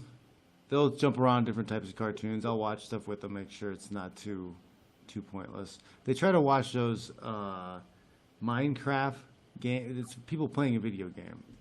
I'm not a big fan of that. What book are you reading right now? I know you got Impossible to Ignore, I think is the one I started. I think Impossible to Ignore. It's about how the human brain and using sales with the human brain. We're going to discuss that, man. Yeah, it's a sales type book. When you forget about the book, it's going to be you and me. I'm telling you. Forget about the book. It's going to be you and me. Alrighty. You think I'm kidding? No, I need the help. I need the help. Yeah, it's not that. Because that's always been my my big problem was you went with sales. I was the opposite of sales. I thought sales were stupid. I even fought against it. I thought that I just had to be good. I had to be good at stuff. I had to have a good product, and people would just show up. But that is sales. Yeah. Because sales. Well, I mean, if you don't tell anybody, then they don't know you're there. Always selling a little bit of ourselves. So when you thought of yourself as a good product, that is not only how you think of yourself, your own identity. It's also how you want other people to perceive your identity. But you are selling yourself. Mm-hmm. I mean, I can give you plenty of examples. Whatever. It's something I really love discussing, and I know I'm going to do something with Jim O'Shaughnessy about it. I'm really excited about that. Nice. Yeah. We'll have to have you back on the show another time and just talk straight up sales. Oh man, dude, it changes people's lives. Yeah. And it doesn't mean that they have to hustle or be in any way manipulative or disingenuous. No. Yeah. And it's I have this phrase because everything is sales. So I like to say that everything is pro wrestling because pro wrestling is sales. You're trying to sell a gimmick. You're trying to get over on the crowd. So I just remember to think of everything as pro wrestling. You got to sell it. Yeah, that's kind of like an American mythology, right? Pro wrestling. I don't know if it still is, but it's like American mythology. Is that still that way? Is that still a very popular sport? Well, I mean, pro wrestling. Yeah. No, I know. Yeah, it's a very popular. I mean, it's It's a very popular entertainment. Is it still? Yeah, there's a lot of people who still watch it. Millions of people watch pay-per-views, and if they I don't really get into it. I watched my first ever SummerSlam or whatever they had with no audience, and Did you see Monday Night? I never got it. I was a fan of pro wrestling as a little kid, but then I went to my first wrestling practice in the 4th grade, and as soon as I realized that that pro wrestling was fake, I hated it. Ask me another question. I feel good. I love this stuff. Are you thinking the next? Omar is asking this question. I think in the next decade, do you think we're going to see more centralization or more decentralization? Yeah. So, I'm not quite sure what he means, but it's something I think about a lot because I hope the United States doesn't have decentralization because I've seen how that's the destructive force that is within China. China has, again, within its people operating system, it's kind of very decentralized, right? So the let's call them the states of China. They make contracts with the central government, and it's actually a contract, and they get together and they say we're going to remit this province and this state, let's call it, is going to give you at the end of the year we're going to give you $10 million. Let's just make up a number, and anything in excess of that, the state gets to keep. And there's just a lot of competition within the states that really harms their unity. So one of the reasons that COVID did get so bad is not just because the Chinese Communist Party was trying to end dissent. It's because there's a lot of restrictions and constraints and hierarchy about the way the different agencies speak to each other and their truthfulness. So I hope if we were to have decentralization within the United States, certainly that would occur. So I think about decentralization much more within our political framework. Within currency, it's a whole different thing because I don't see the dollar. I don't see the dollar being challenged as kind of the eminent currency. There's a huge difference in the dollar You don't think the dollar is going to go anywhere, or what do you think about inflation? Because the stock market right now, it's going crazy up. And have you been buying stocks? Nobody's. Have you been buying stocks? I've been trading lightly on Robinhood a little bit, buying and selling. Why trading? What's that? Why trading? Why? Yeah, why buying and selling that? Just to see if I can make a little money, or just kind of keep an eye on the market, get familiar with it because I haven't really done it before. Yeah. So the thing is, with trading can be very bad. It's just it creates a lot of behavioral problems, or maybe it's just behavioral problems that are just kind of exhibiting themselves in that because it's very frenetic and it's very adrenaline junky, and it means that your mind has to some part of your awareness, right? Every moment of your awareness of yourself and your environment is affixed to what a stock is trading at. And then if you lose money, then you're going to have this kind of depression. And I think it's bad for people to invest like that. I think it's one of the problems with Bitcoin is that it's traded with such volatility. People should just buy stocks. And I mean, I had Tesla through thick and thin. I didn't even pay attention to it. Everyone would ask me to sell. At $400, at $200, people are like, it's never, when Musk tweeted 420, right? And people were like, no, he's kidding, he's making some pot reference. And I was like, no, why not 420? And then they were like, oh, at 420, maybe, you sell out. And I'm like, no, it doesn't, there's no reason to sell. Same with Facebook. I own Facebook from $30, $60, $70. Why sell? No, with my Bitcoin, like I bought years ago from like the $200 to $600 range, and I'm holding it. I'm not trading that at all. But yeah, I just noticed that when things are going like this, it's like fishing. Ask me another question. Ask me. I know this is late. It's running late for me too, but now I'm like, yeah. Oh, this is a great one. Josh Haggard says, "How do you determine what's actual news versus distraction?" Yeah, so one of the things that's interesting is, so I have this log, and now it's actually 40 chapters. There's the one I show to the public, which is like 30 chapters, but I'm only showing that one so that I can myself see the way the visuals are, see the way the fonts are, the text, the way the timelines work. But in doing it every single day, you get a sense of like pulses and episodic nature of news and what's happening. And it's really interesting because I now call it fake reality real news. So the thing that's really interesting is these are behavioral sciences. Your mind can only hold about 6 thoughts at a time. So you think that your mind is this miraculous machine, which it is, but really in its front consciousness, it can only hold about 6 thoughts. So the media is my cat's crying for some reason. So the media, I think my cat's locked out. Hold on. Emergency cat rescue. Oh, he's not locked out. Hold on. So it's interesting, right? So the media is constantly jamming your head with 6 thoughts. I mean, with thoughts, right? It's constantly bombarding you with thoughts. And it's wherever you go. It's inescapable. So if it wants to be Black Lives Matter or this or that, or Russiagate or Ukrainegate or whatever it is, they will overwhelm your mind. And they can't stop. Because if they stop for even a few hours or a few days, particularly a few days, the mind will restore itself to equilibrium. So they don't want That's why people got to turn the Twitter off every once in a while. But you can't escape it. It exists these days. It's in every conversation that people have. It's I'm in like Disney. Houdini. I'm like Houdini. I disappear. I just don't pay attention. Yeah. So the thing is, I just don't pay attention. I observe it, but I'll block it out. You can't block it out. Just keep scrolling.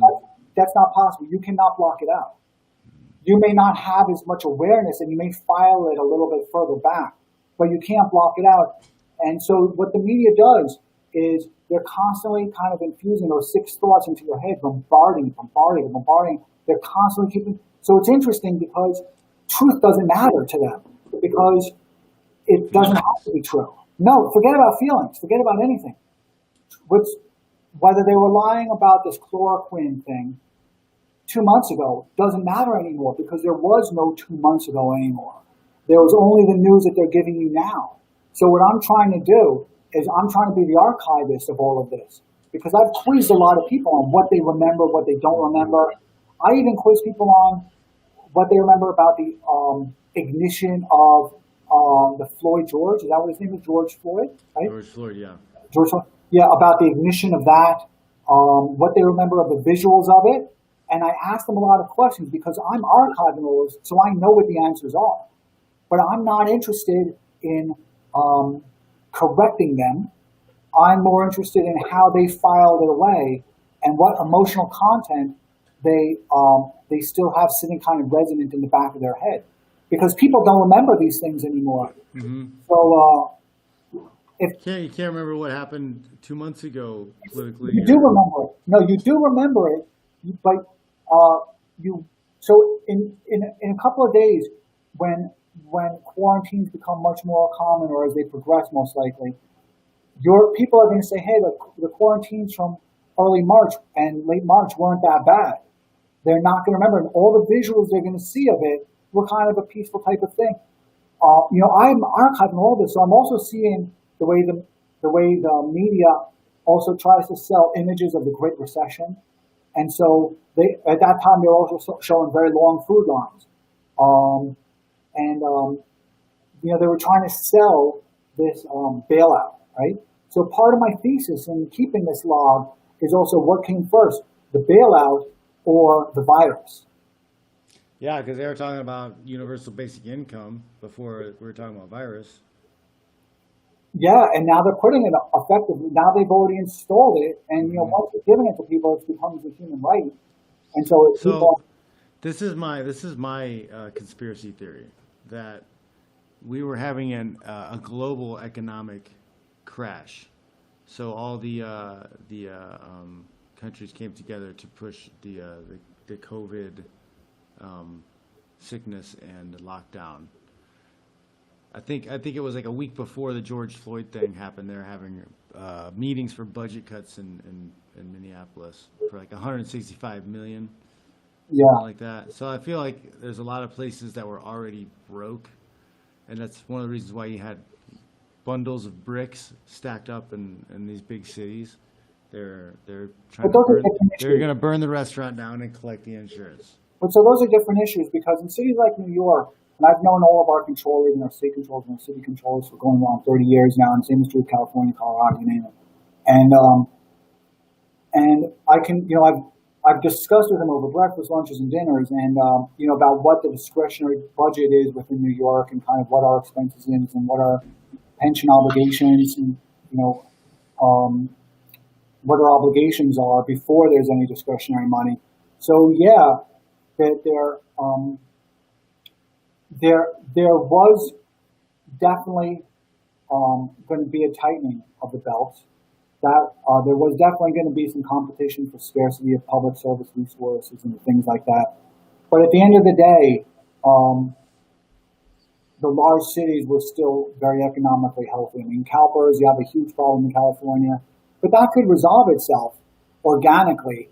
It didn't need all this kind of government, and it didn't need all this intrusion to resolve itself. You just needed to cut a lot of people off the pensions that shouldn't have been there anyway. And at the same time, kick a lot of stocks out and renegotiate a lot of things. It would have been ugly, but I don't think that was really it. I think it's greed. I think greed has never had so many ways to express itself. And the media, I think our oligarchs are nihilists. I think they hate people. They have contempt for people. And if people thought George Soros was bad, George Soros, you've lost, right? You've lost a couple of fights. Let's talk about GSP. It's a humbling thing to lose, right? It's humbling. Yeah. I've lost. It's humbling, right? It's a humbling experience when to lose, especially to put yourself into something, anything, 100%, and not come away with the objective that you intended. It can be crippling, and that's why most people don't ever try. It's a real type of special person who's just like, oh well, okay, let's do it again. Let's go try again. That's what your show is, man. I'm proud of you, man. The show is awesome. You're taking risks, man. It's awesome. So I kind of disagree with your conspiracy theory. You're a nut.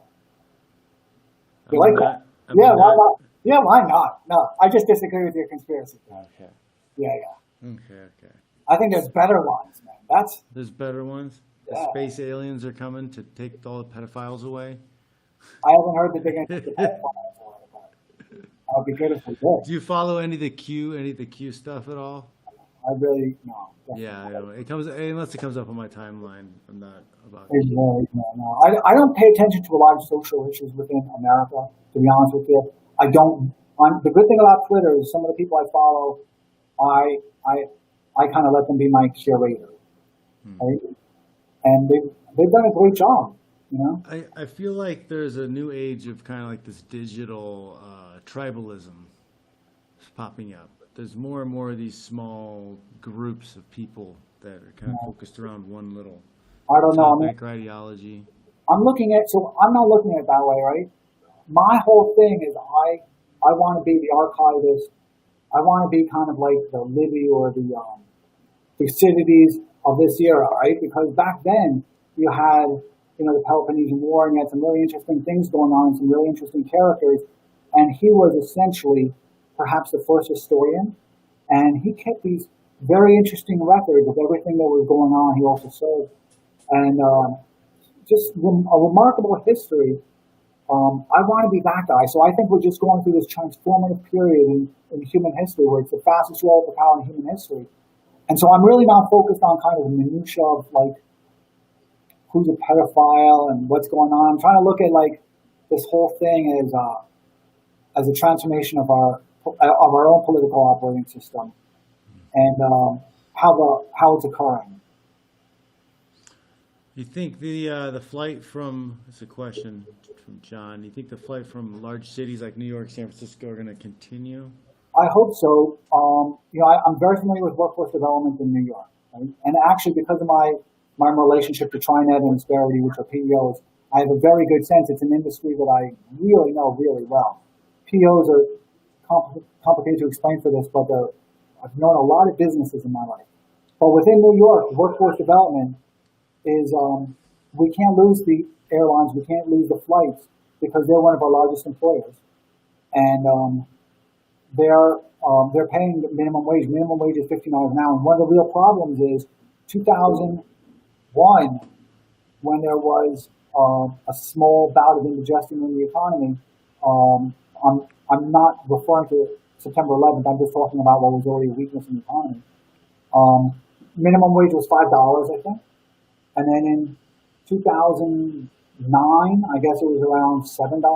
Now minimum wage is $15. So we can't lose our flights. And at the same time, I'm a shareholder of Boeing, and I see the importance of innovation and how it kind of works. So I hope not. I hope not for our employment picture. It's a great job for young people and for older people. They're much more flexible in their hours. I mean, it's there's so many different jobs: baggage handlers and this and that, and hospitality. I don't know how this all plays out in a dark city. Like if they're going to shuffle the lawn chairs, or what kind of, what it's going to look like ultimately when we get out. I'm just recording the changes that they make. I'm not really kind of trying to prognosticate too much about, what it's going to look like ultimately. So, a question from Josh Hoggard.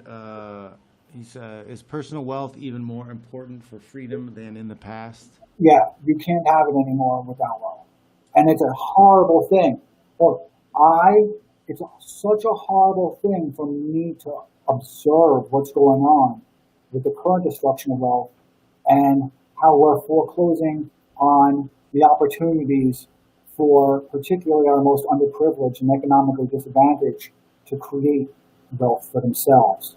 We're making it extremely difficult. Their education really isn't encouraging that anymore. If anything, it's discouraging it. They're not requiring the education skills, the language, everything else. So, yeah, it's going to be a lot more important because we're getting into a system that for America is going to be like a caste system, right? CAS, it's going to be a caste system. It's going to be the American equivalent of it. Either you have a good education and either you can afford a subscription to real high-quality information, or you're stuck with 500 channels of television and you're semi-literate and maladjusted. And and personal wealth is also much harder to preserve now than it's been in. Yeah. It's probably going to be almost in all of American history. You can see that as we're going to be introducing a VAT tax. It's getting harder and harder. You can't really save. You can't save your way to wealth anymore. It's going to get a lot worse. It's going to get a lot worse in the U.S. I think that on the top of my head, I think Elizabeth Warren and Bernie Sanders, this is just off the top of my head, I think their proposals was $50 trillion over 10 years, which was, let's say $5 trillion there, which was something with a Green New Deal, free college, universal health care. There were some other things. And even with the highest, and this is just off the top of my head, but even with the highest tax brackets, let's say a 7% tax bracket, and even with some other type of wealth taxes, you're not going to be able to bring in $5 trillion a year, right? So that's going to come from someplace, and the most vulnerable are the lower and middle class. And so you're definitely going to see VAT taxes being introduced. It's going to be the absolute destruction of wealth, and particularly wealth preservation. And that's the interesting thing is in Europe and in all the OECD countries, the EU countries, where they have these measures in place, they were sold the same BS, which is inequality. It's a resolution for inequality. So you'll see all these reports about how it's how it's going to make those countries better, Zimbabwe and this country and that country. And all these fanciful academics, Basu from India and all these other people, Krugman and that other guy Stiglitz, they'll make all these fanciful type of charts like these people did with COVID, where they make these stupid charts and they say flatten the curve. And then when it doesn't work out, right? And when it doesn't resolve inequality, in fact, when it makes it worse, they're gone for a while. That's it. They just disappear. Their damage has been done. Mm-hmm. It's the exact same thing that these kids with COVID are doing with their flatten the curve. They have a couple of charts, they steal the vernacular, and so yeah, it's going to get a lot harder to create and preserve well. So it's got to be everyone's number one priority right now. Whereas before, you could do it kind of indiscriminately, and you could just kind of do it because we were in the biggest bull market in human history, and it's been so long. And we aren't in a high tax environment. We haven't been in a high tax environment really for 30 years.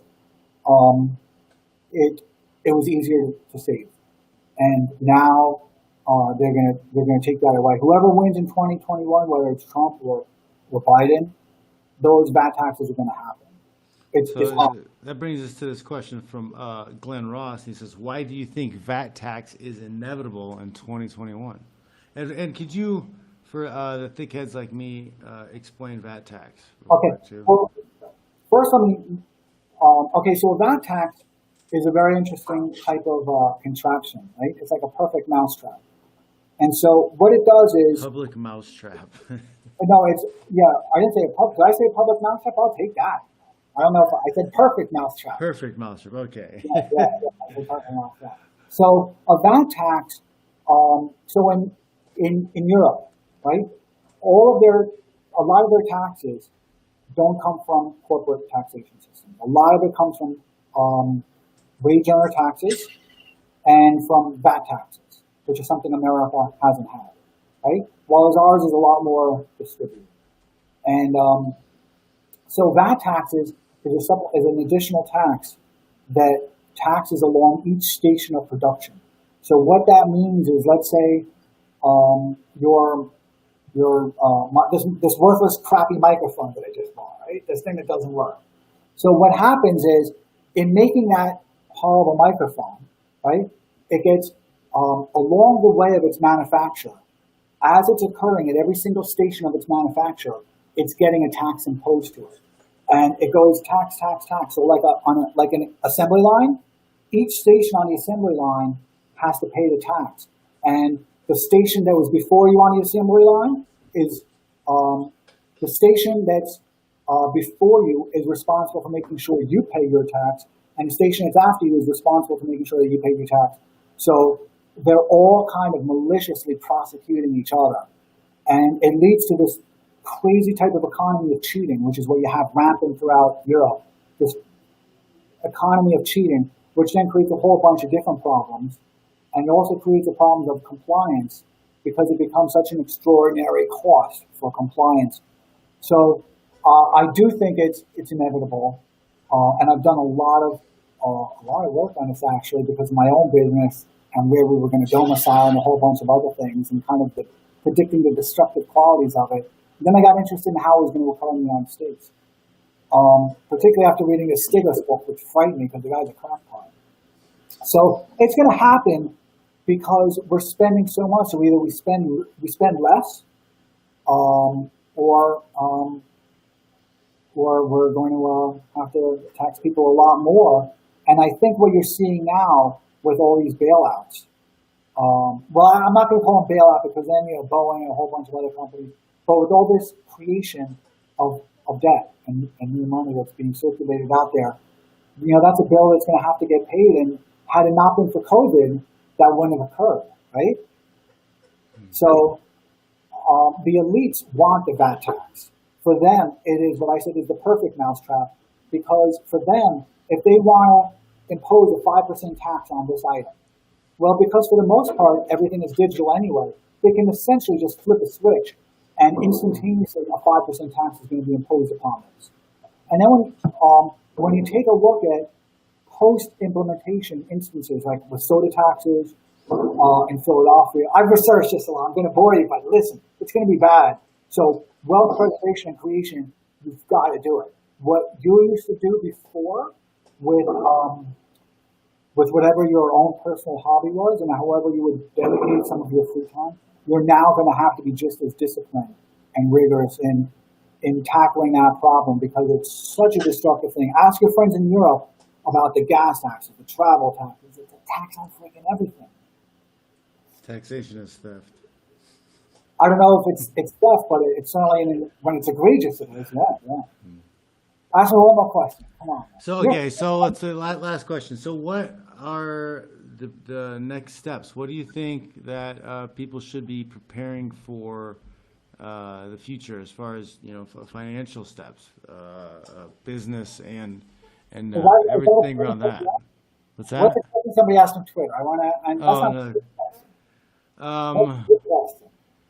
Josh is asking, after VAT, where will the innovation come from globally? Yeah, that's a really interesting. I'm going to take a few minutes answering that. But that's a really interesting question, because you take a look at India and the destructive quality that VAT's having within the downstream manufacturing and within their own native industries, indigenous industries, very destructive.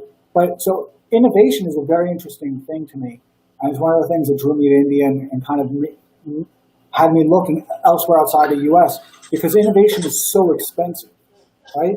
So for most people, they think of innovation as some type of app that's in here and it's a productivity tool, like let's say Uber, where I can just, get a car with effortless car. And so, but that's not, although that contributes to an economy, that's really not an innovation in as much as building an F-35, right? Or building a bomb or building a new battleship that are extraordinarily complex. Building a new space force, building new thrust, lifting up 1 million pounds into space, actually a few million pounds into space, where it's real high, large team, high hanging fruit innovation, which is what America's always specialized in, is in that. So China has always cloned U.S. innovation. Japan has always cloned U.S. innovation. Their culture is built around cloning. It's not, their innovations are built around stealing technologies. It sounds cruel, but there's probably better words for it. And borrowing technologies. Not stealing. I like stealing. Stealing is good. So is essentially, and I've been through this 30 years ago with Micron Technology. I was very involved in the semiconductor industry. So they don't innovate. These countries steal. So it's the American companies and the pharmaceutical companies and our semiconductor companies and several different industries that are doing all the innovation. And then it's those countries that are coming in, stealing those innovations, replicating it, and dumping it out onto the market higher. But what they're also doing is improving the processes. So the U.S. Is not going to have any difficulty with innovation. We have the best graduate students that come in from all over the world. But we are having a problem with the cost of innovation and the size of the teams. The high-hanging fruit problems, for the most part, have been solved. The low-hanging fruit problems, for the most part, have been solved. We're now up to some really high-hanging fruit problems to solve, and those require very, very big teams, immense teams, hundreds and hundreds of employees in physical buildings throughout the country. So it's nothing you're going to be able to do virtually, and a lot of innovation that is going to move downstream because the yield isn't there. So I think you're going to see India. I think you're going to see Vietnam, if it can rid itself of China, which they're trying to do right now. I think there's going to be pockets of phenomenal innovation where the yield is much better.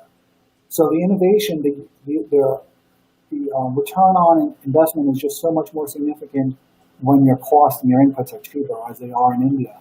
And they've got a lot of intellectual capital there. So I think there's really good things happening outside of America that are being neglected. I think Americans are also perhaps a little bit too persuaded that we hold some preeminence when there's a lot of downstream countries that are particularly you're going to be seeing them in Space Force. Space Force is going to be dominated by the United States, dominated by China, but then you're going to have a lot of developing countries shocking you how quickly they catch up. Yeah, I think there's a lot of people in America who are comfortable and they think we're always just going to be here and we don't have to keep pushing to compete. Like there's some Russian kid or some Indian kid or some kid in China who isn't like willing to just risk everything, work 80-hour weeks to build the next awesome thing that takes over and dominates another country. So if you take a look at the White House reports on education, it's very interesting. There's a lot of reports on education. But those overseas students from India, from China. So it used to be that students were going to Europe and they were going to like Sorbonne or whatever, getting advanced degrees from those universities. that migration has changed completely. The smart kids have given up on Europe because their economy doesn't permit entrepreneurism over there anymore. All smart kids in the world want to come to America. There's also opportunities in China, so I don't want to diminish some of the universities, but U.S. is still capturing all of these really, really smart overseas students. And if you take a look, the number of academic papers that they're publishing is off the charts, which is one of the ways of measuring them. If you take a look at the amount of patents that these kids are coming out with over the course of time within their industries, it's amazing.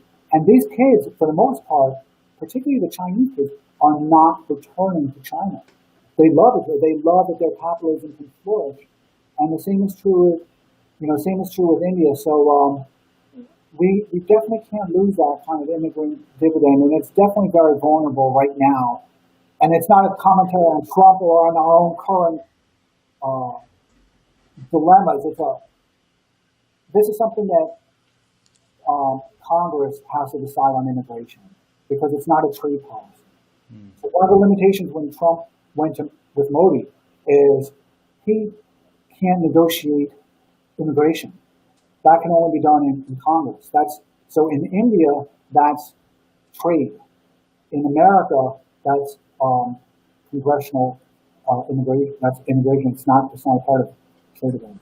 So I would look. There's countries I would definitely look at for their innovation, and they're so reasonably priced for an entrepreneur to come in there, build up a really good company, and because this innovation is so expensive in the U.S., the largest companies in the U.S., Raytheon, Lockheed, some of the smartest companies in the world, are very aggressively looking overseas.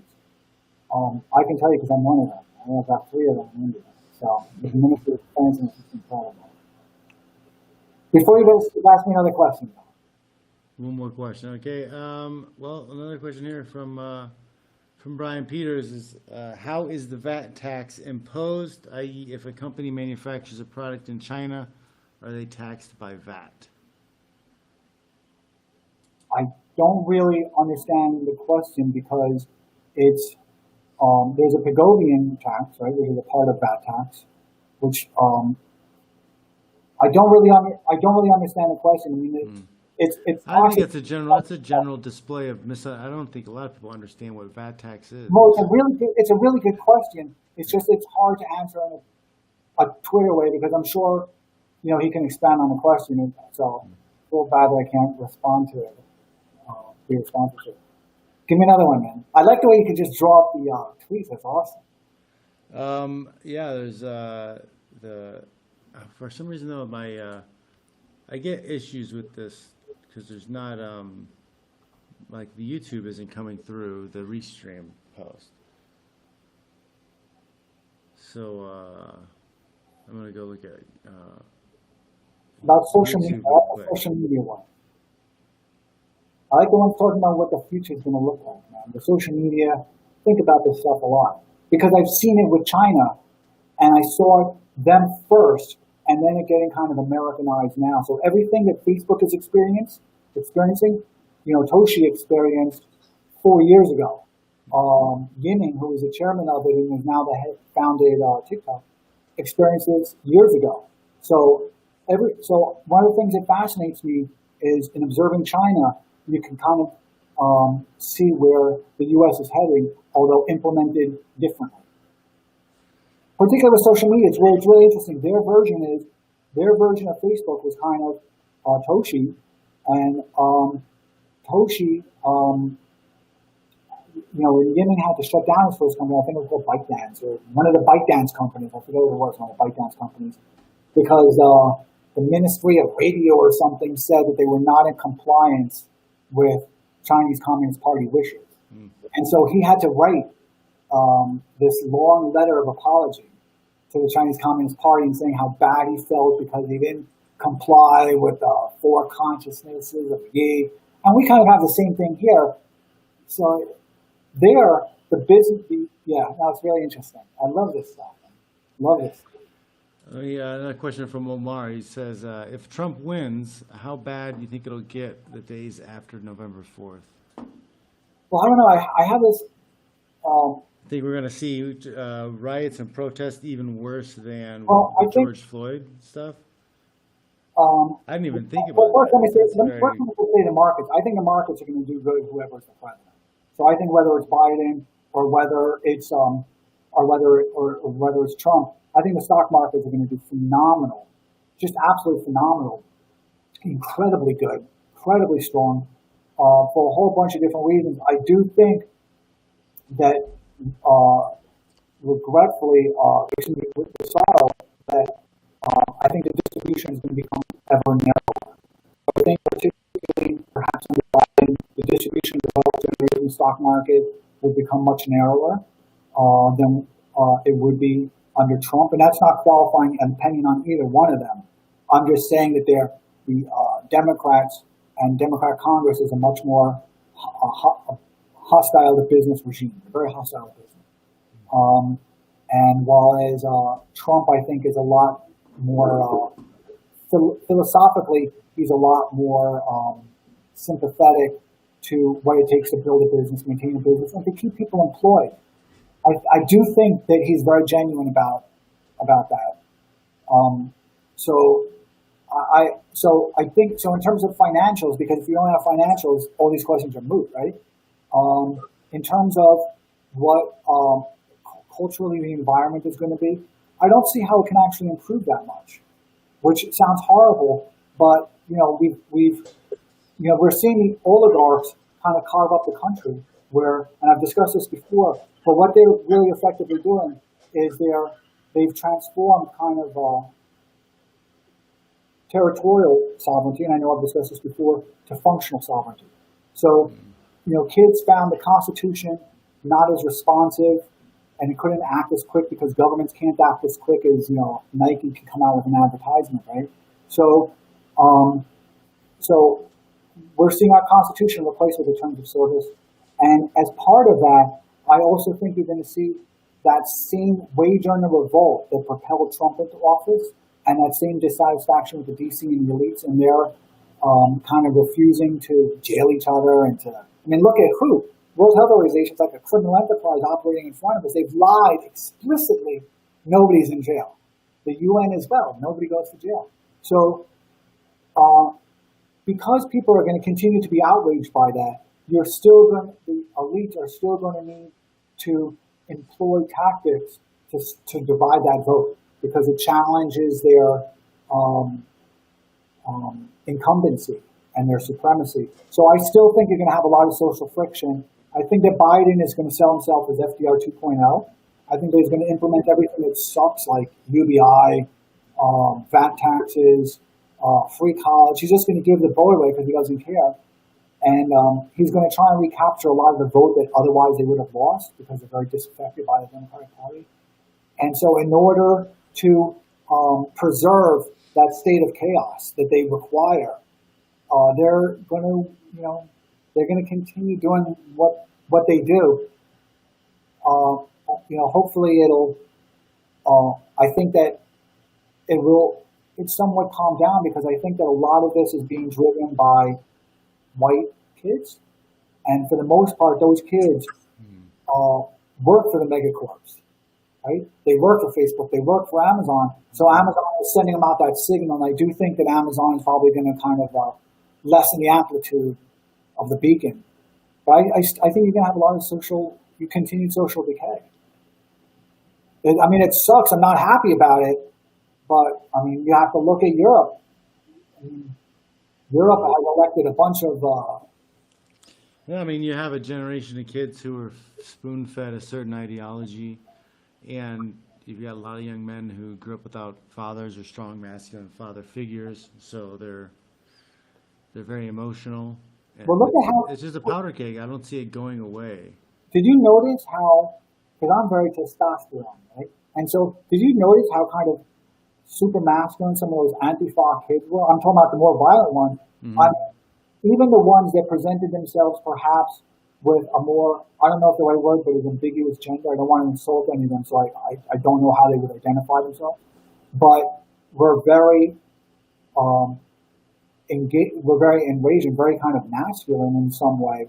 And a lot of the people engaged in the protest recently have been much more masculine than we've seen a lot of white liberal kids be.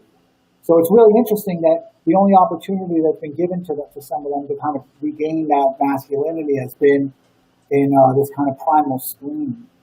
It's the only tolerated form of masculinity that they've been allowed. That's just my observation. I could be wrong. I don't know. That's my conspiracy theory.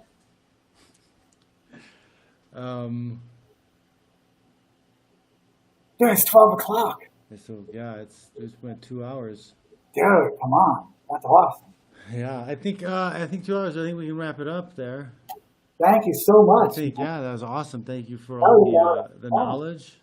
That was a lot. It wasn't knowledge. It was like a dinner conversation. So I really appreciate it. I gained so much from you as well, man.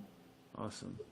Thank you for coming on, and I'll have this on my Podbean and iTunes and everything, and I'll be sharing it throughout the week.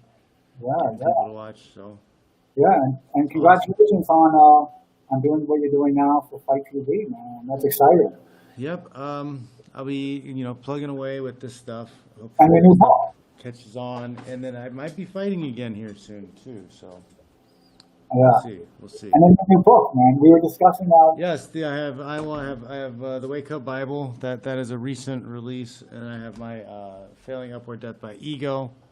I've had that up for over a year, I think. That's supposed to be the first in a series, because of journals. We actually didn't get to talk about journals, but I know. We both have kept journals for a long time. I have been not as good with it recently in the last few years, but I kept a solid journal for almost 16, 17 years.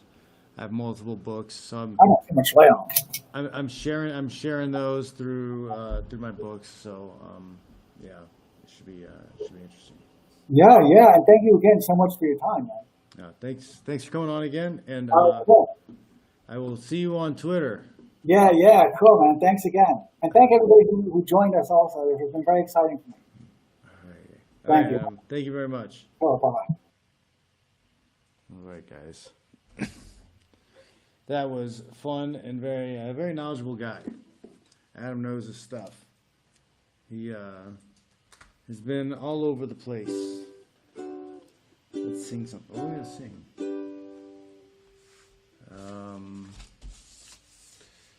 Here we go. Let's sing a song and get out of here.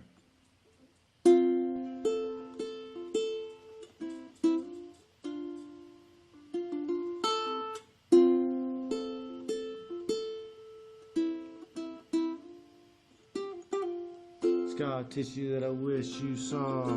Sarcastic Mr. Know-It-All. Close your eyes and I'll kiss you, 'cause with the birds share, with the birds share this lonely view, and with the birds share this lonely view, and push me up against the wall. Young Kentucky girl in a push-up bra.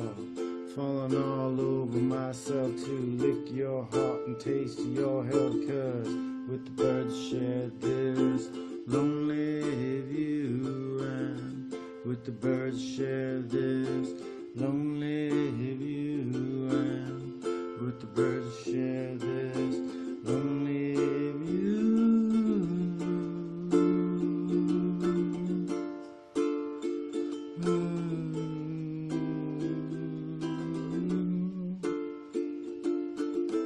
Blood lost in a bathroom stall. Southern girl in a scarlet draw. Wave goodbye to my empire, 'cause with the birds share, with the birds share this lonely view, and with the birds share this lonely view, and with the birds share this lonely view, and soft spoken with a broken jaw.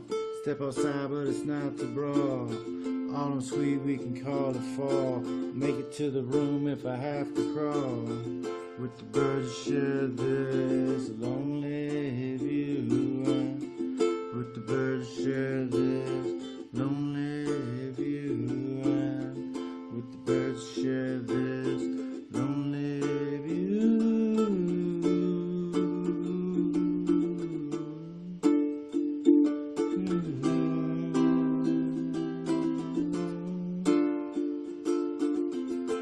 politician I wish you saw. Sarcastic Mr. Know-It-All. Close your eyes and I'll kiss you, 'cause with the birds you share, with the birds you share this lonely view. With the birds you share this lonely view. Yo. Alright guys. Thanks for tuning in.